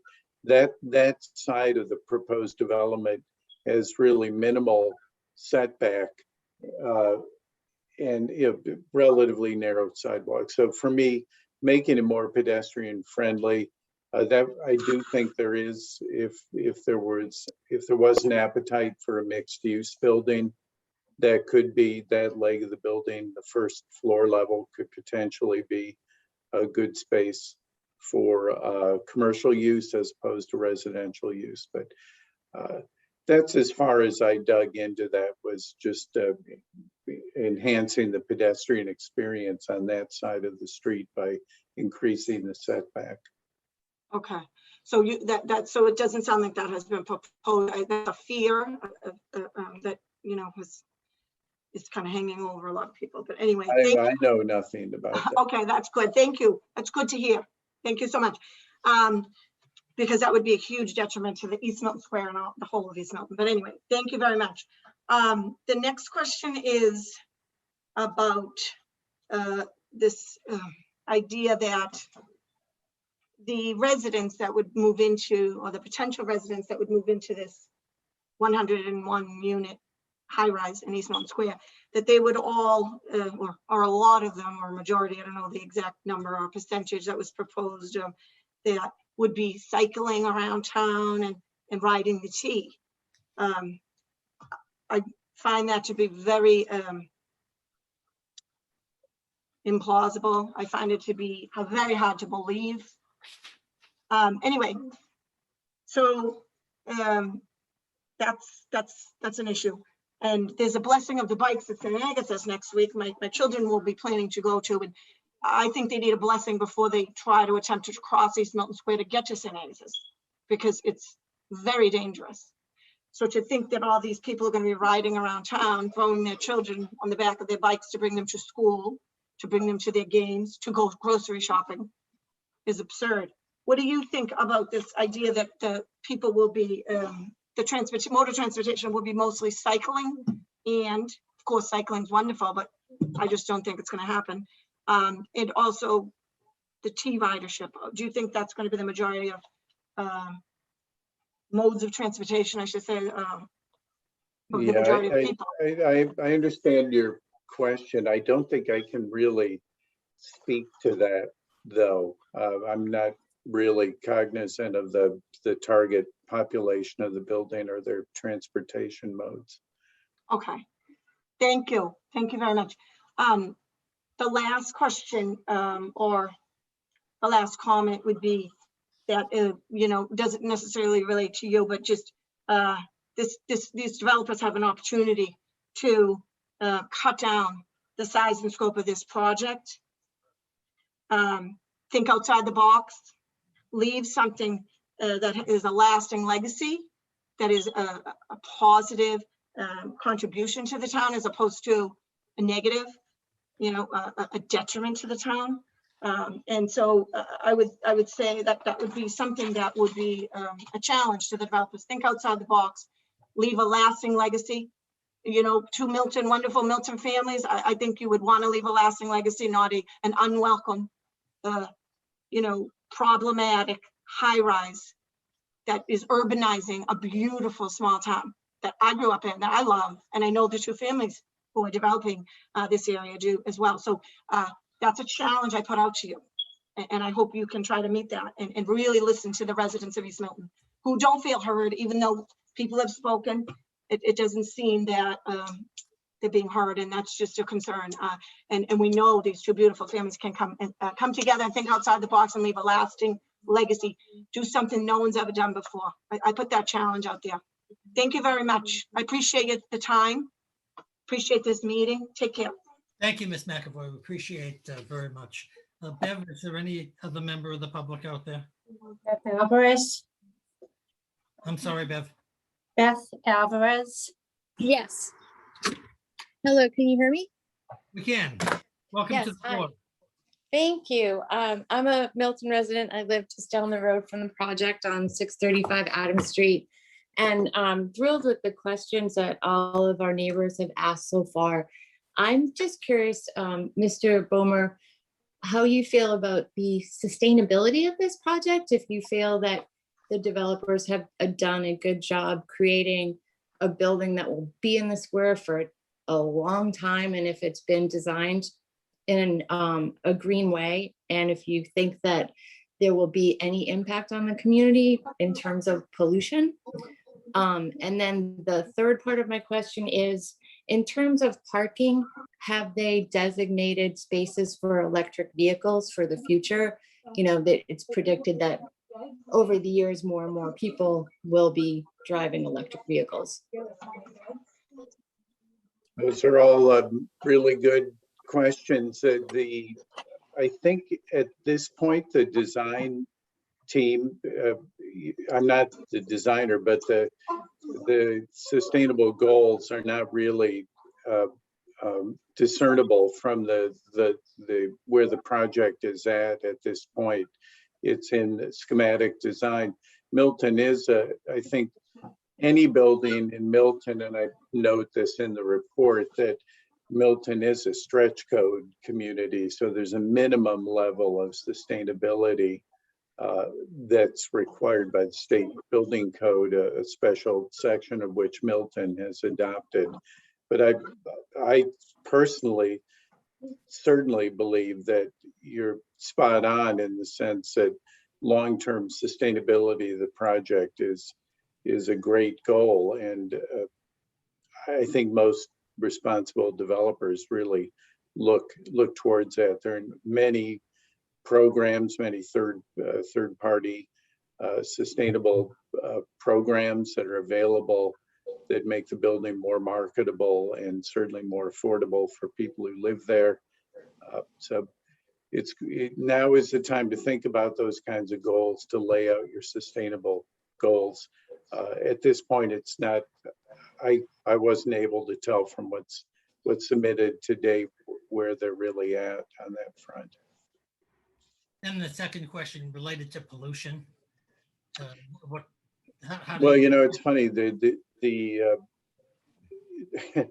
lot of different communities are looking at that very carefully right now. I'm sure you know that Brookline has adopted zero emissions. A lot of communities are looking at that now of buildings not having any fossil fuel burning appliances within the building. I don't know what the developer's intent is at this point. In my report, I did note that in addition to what we've learned about the importance of ventilation in buildings and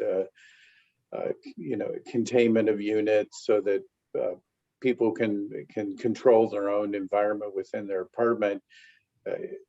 This, as you know, this is a big building and it's very close to Route 93. So I did suggest that they look at ways to ensure that their fresh air is really takes into account what could be diminished air quality because of their proximity to 93.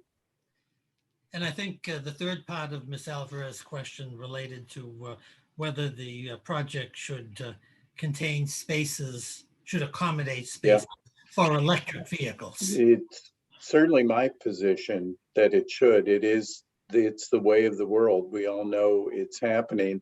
And interestingly, it is something that needs to be committed to early.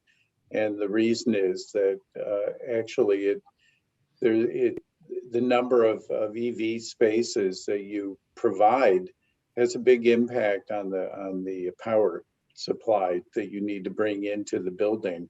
So it's a commitment you need to make early so that you can size your transformer and other pieces of equipment to be able to accommodate it.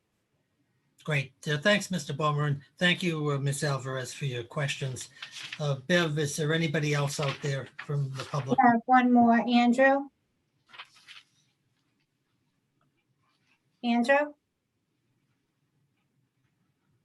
D'Amato? No, well, maybe Andrew has. No, Andrew is here. I'm sorry. Good. Back to someone else's point. I consider myself tech savvy, but my Zoom is been glitchy today. So I apologize for that. Thank you for listening to me. Mr. Bulmer had mentioned before that there were, setback issues that may cause or probably will cause modifications in the building size and maybe density and number of units. And I was curious, are we putting the cart before the horse here in discussing the architecturals when we don't know what the size is actually going to be?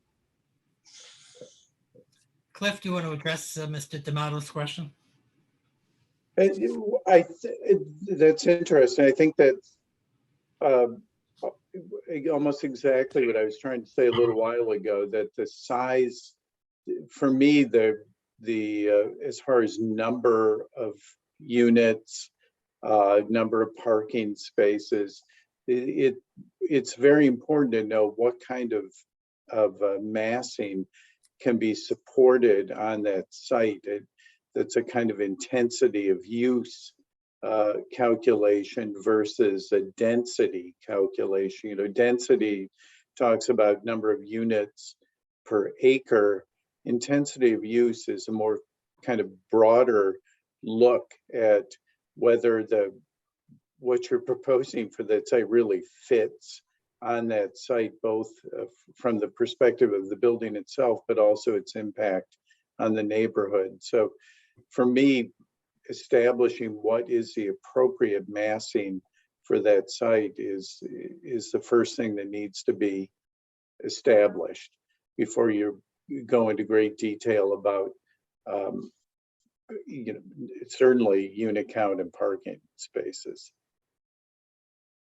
Does that make sense? It does. Well, it does to me, and I think it does to the public. Mr. D'Amato, if you have no further questions, thank you for appearing and participating. Bev, is there anybody else out there? There is no more attendees. Tim Zawinski has his hand up and he has for some time, but we want to allow the attendees to. Hello? Yes, Mr. D'Amato again? Yeah, I'm sorry. I just had one other thing, and I don't, again, my Zoom has been so glitchy, I can't, it muted me, so I apologize for that. But Sure, go ahead. I do have one question in general with the architecturals that are going on, and I apologize if this was brought up earlier because I, again, had some issues and I wasn't available for the whole meeting. But I wanted to talk a little bit about this amenity deck that is part of this project. And my question is, it's going to be so high above the street level.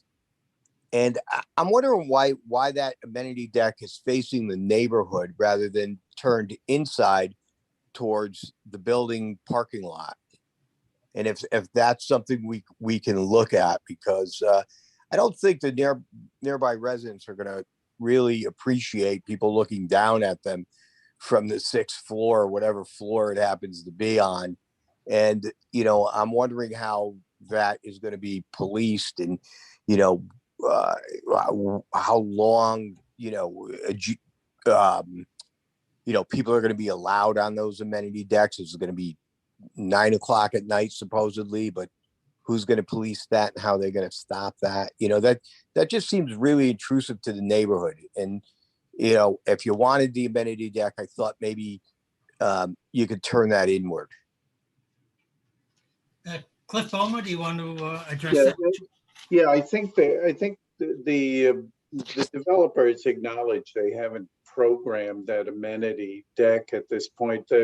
The reason it's there, and I hope I'm correct, I think I am, that the reason that amenity deck or that space is there was to diminish the height of the building along Bassett Street, to pull the top stories back, to diminish just the impact on the street itself of the height of the building, but also shadow impact to the buildings to the north. That's how I believe that's how that deck appeared in the program relative to the initial submission to Mass Housing. I think the developer said earlier tonight that what that deck actually will be hasn't been determined yet.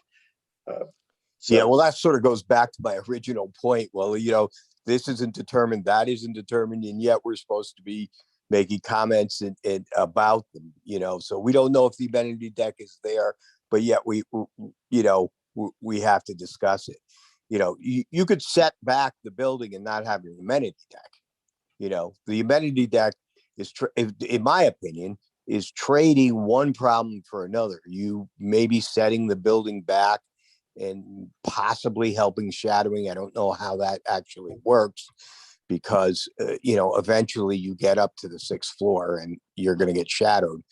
But and then you're trading that for this intrusiveness, to the existing neighbors. So it's one problem traded for another, the way I see it. But Do you want to comment, Mr. Bowman? I think that's very perceptive. Yeah. Thanks, Mr. D'Amato. Let me ask, thank you.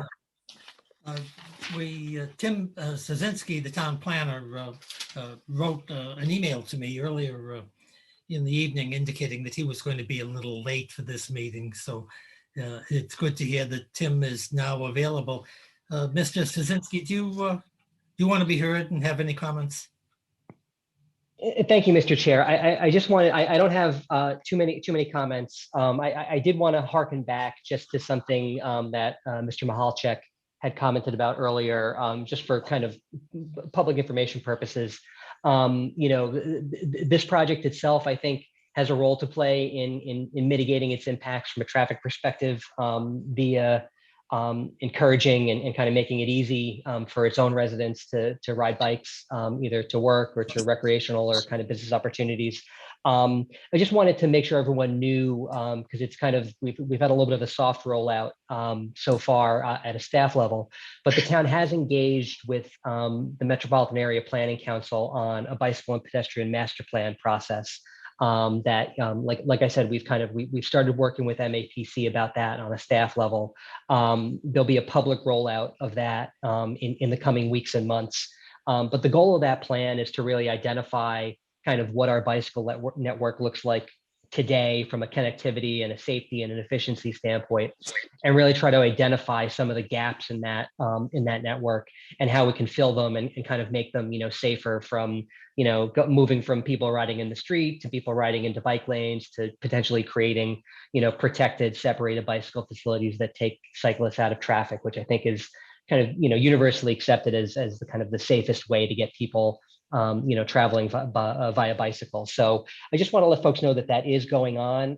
That process will be looking at East Milton as a whole and the square in general. The improvements, via the East Milton Deck project, specifically as they relate to bicycle infrastructure, are going to be an important component of our planning going forward. And I think, making those connections into Quincy via Adam Street to get to the red line over there, and on Granite Ave, as Mr. Pahalchek kind of mentioned. I ride my bike to work every day. I did it when I lived in Neponset Circle. I do it. I live near Franklin Park today. I know all the ways inside of Milton. Some of them are better than others. And I think we need to, the way that you encourage people to ride their bikes is to create safe and efficient, alternatives to driving your car. And so the town has been engaging in that process. It'll be about a year, so just kind of stay tuned for that. And I encourage folks to get involved. We'll probably do a survey. There'll be some public meetings in the fall when school gets in. But one thing I just did want to kind of just insert to the conversation, and I can expand upon these comments at another point, but, I don't know, and I'm not here to kind of cheerlead or advocate for the proponent in any way. I don't know if they've professed to have a really dramatic mode share. And by mode share, we kind of mean how many people drive, how many people take a bike, how many people walk. I don't know if they've professed to have a dramatic mode share of transit and bicycle users. But what I will say from a general planning perspective is that every car that you take off the road matters.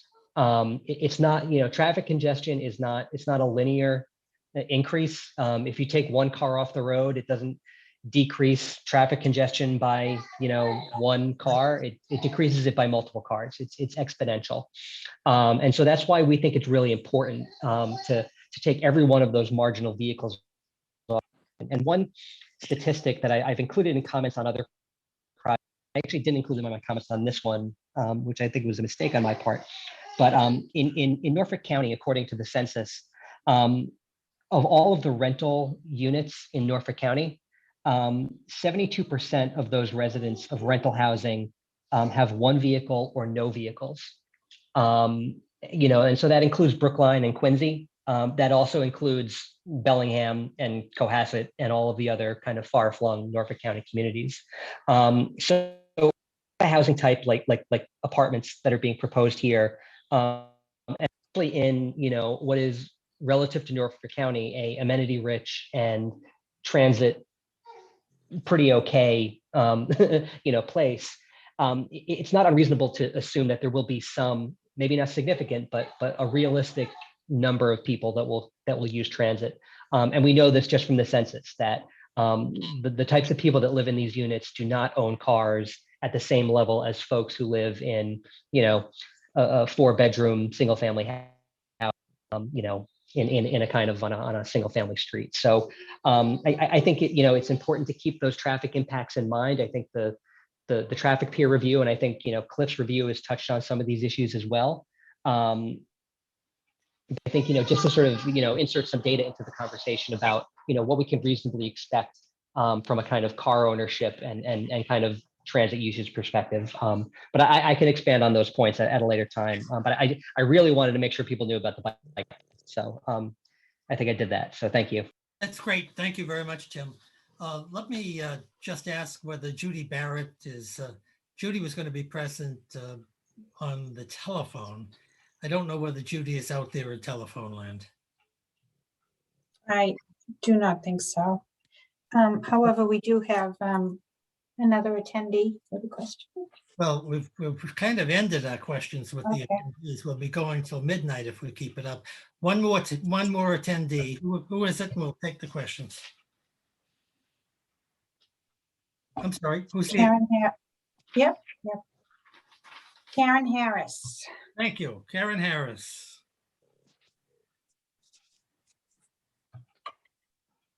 Miss Harris, are you there?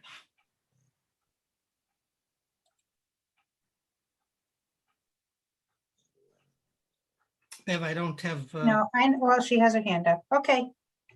Okay, so look, and we don't have Judy present. No, we do not. Okay, so let me thank everyone for participating tonight. It was an interesting hearing on both sides of the street. Let me ask my fellow board members. We have a on the issue of scheduling, which remains outstanding. Today's the 3rd, and the applicant is suggesting that the 17th, which is our June 17th, which is our next scheduled hearing, which is supposed to be the applicant's response to peer reviews, is too close. And that the applicant needs additional time to do the interplay with the peer reviewers, the site civil people, the Cliff Bomer, and on the traffic side of the street, in order to put together comprehensive comments and perhaps adjustments to the plans. The next available date on the schedule that I have is June 24th. And I have a question. Bev, has that been assigned to the Ice House people, the June 24th hearing?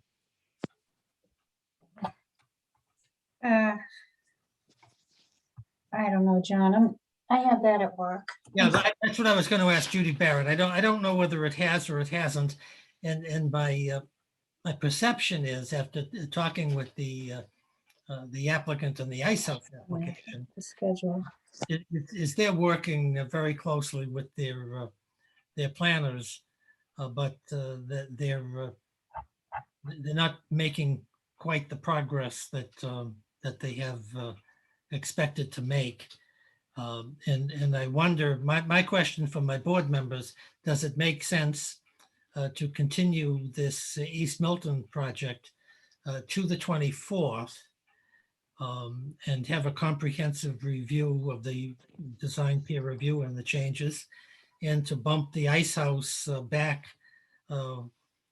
I'll say 1 week, but 1 week is going to take you close to the 4th of July holiday, but sometime shortly after the 4th of July holiday, the Thursday. Bev, what, I don't have a calendar in front of me. When is July 3rd or 4th? What day of the week? Saturday. Thank you, Jeffrey. Okay, so that's and so the Thursday before that would be, is that the 5th or the 6th? I'm sorry, the First. It's the 1st. Okay. Does it make sense to bump the Ice House to July 1st and to reschedule this particular hearing for June 24th? That is a big vacation week. I don't know. I'm sorry, what's vacation week? July 4th week is usually vacation week, but so the 24th was tentatively scheduled for the Ice House. Yes, the 10th and the 24th. Have you heard from them whether they'll be? No, I have not. So I think that's very fluid, the 24th. Jeff, do you want to be heard on rescheduling this hearing? No. Okay. I don't know. Is there a question? Do you want to pick it? What date? I don't care, John. I don't know anything about the Ice House, so I don't not following that one. I could make it on the 24th if that's the question. Okay, that's the question. Nick Gray, do you want to be heard? I'd be available on the 24th or on the hearing date as originally scheduled, either one. Okay. The 17th, both dates are fine. Great. Let me just briefly hear from Peter Freeman and Bob Galvin, does everyone agree that it's appropriate to continue this hearing to June 24th to allow the applicant to have a more comprehensive response to the peer reviews? Mr. Freeman, what do you say? It's fine with me. If Jen, if that's okay with you, it would be either Eileen or me. I right now have another hearing, but I think that's okay. So seems to make sense to us, right, Jen? Is that Thank okay? you. Is that okay with you? And it's okay with me. This is Bob Galvin. I just would want to note, though, if the new legislation doesn't pass, when you're scheduling your meeting, you may want to schedule it in person because that's what you'll be stuck with. Or you'll be stuck with the regular rules, which require a majority to be in person and then a majority of your board. It's created a bunch of problems in a bunch of locations that I think Peter Freeman's experience is probably similar to mine. I have a hearing coming up in another town on the 16th of June, and we're not sure whether we can go forward because it's scheduled remotely, but if the legislation doesn't pass, the last day you can do a remote hearing is the 15th of June. So, but the date is okay with us. Ms. Corcoran, is the 24th okay with you? I think the 24th is excellent. I think that gives us enough time to really give you a lot of bang for your buck at that meeting. So thank you. Okay, that's great. Jeffrey Mullen and Nick Gray, all in agreement to continue this to the 24th at 7 o'clock? Yes. East Milton Yeah. application. Okay. Yes. We'll do that, and then we'll be in touch with the Ice House folk and see when their project is best able to be heard. So, Jeffrey, do you have anything else you want to add or say? Or No, John. Thank you. No, I'm good. Thanks. Right, Nick, you all set? Mr. Chairman, just a question for, I think, everybody's edification. Please. So, and that date is great and it makes sense, but would we be doing multiple things? And would you anticipate having all three of your consultants, traffic, civil, and of course, Mr. Bomer? Well, that's an interesting question. My thought would be, but I'll freely admit that Peter Freeman has no more knowledge about the scheduling of hearings and the participation in hearings than I do. My guess is if we're going to address the engineering issues and we're going to address the site civil issues and we're going to address the traffic issues, those would all be the applicant's witnesses or presentations. And presumably as part of each presentation, the applicant applicant engineer or the expert would indicate where the project developer or the applicant's technical expert differs from Mr. Bomer and what those issues are and whether they can be bridged or whether they just have to be decided by the commission, by the Board of Appeals. My guess is if I certainly would invite Mr. Bomer to be present, but then I have to invite our site civil engineer and then Jeffrey Burke would have to be there. And I'm not sure we can, I think it would be a very confusing hearing. And I'm not sure that everyone could be heard in a convenient and coherent way. What do you think of that? I mean, I raised it really for that brief discussion. I know it's getting late, but Jen also, want to be sure, that you have thought about it as you have been all night and, what your thought is, or how, again, the date is great. We'll accomplish a lot, whatever we do, but I just want to have everybody on the same page as to what we should try to do that night, in addition to more discussion on architecture. Yeah, I mean, I think each of the applicant's expert witnesses should be prepared to testify that they met with their cohort, the expert on the other side. Let me just use simple language, and that they met. And here's what we agreed upon. Here are the modifications we're suggesting to the project. Maybe you have to take time to prepare plans or other documents. And here are the substantive areas where we have fundamental disagreement, and then we can focus on those. And it may not be at the 24th; it may be at a later hearing. But we okay, I thank you, Mr. Chairman. And I think, Jen, that's what you're aiming for, correct? Yes, what I was contemplating was essentially, almost similar to our second hearing where we gave the in-depth presentation about each of the aspects of the project. And so it would be kind of, a response. We'll also be submitting written responses, of course, in the meantime. So those will be able to be, reviewed previously. I know that each of our professionals are going back and forth with their counterpart. So, I think that there's going to be a lot of work done in the meantime, and then it's going to be a pretty, concise presentation that's really focused on the major issues at that meeting. Okay, I agree, and I concur with your philosophy and policy as to how the parties should be interacting, hopefully for the benefit of everyone, including the East Milton neighbors. So unless anyone has something further, we're going to continue this hearing until June 24th at 7 p.m. And I want to thank everybody for participating in a very coherent and productive manner tonight. So thank you, everybody. Appreciate it. Enjoy the summer heat that's coming up, and see you on the 24th. In the meantime, if anyone has any issues, feel free to talk with Judy Barrett, and she'll help to coordinate any issues if they occur before we open the hearing on the 24th. So very good. Thank you very much. Okay, we're adjourned. Thanks so long, everybody. Bye-bye.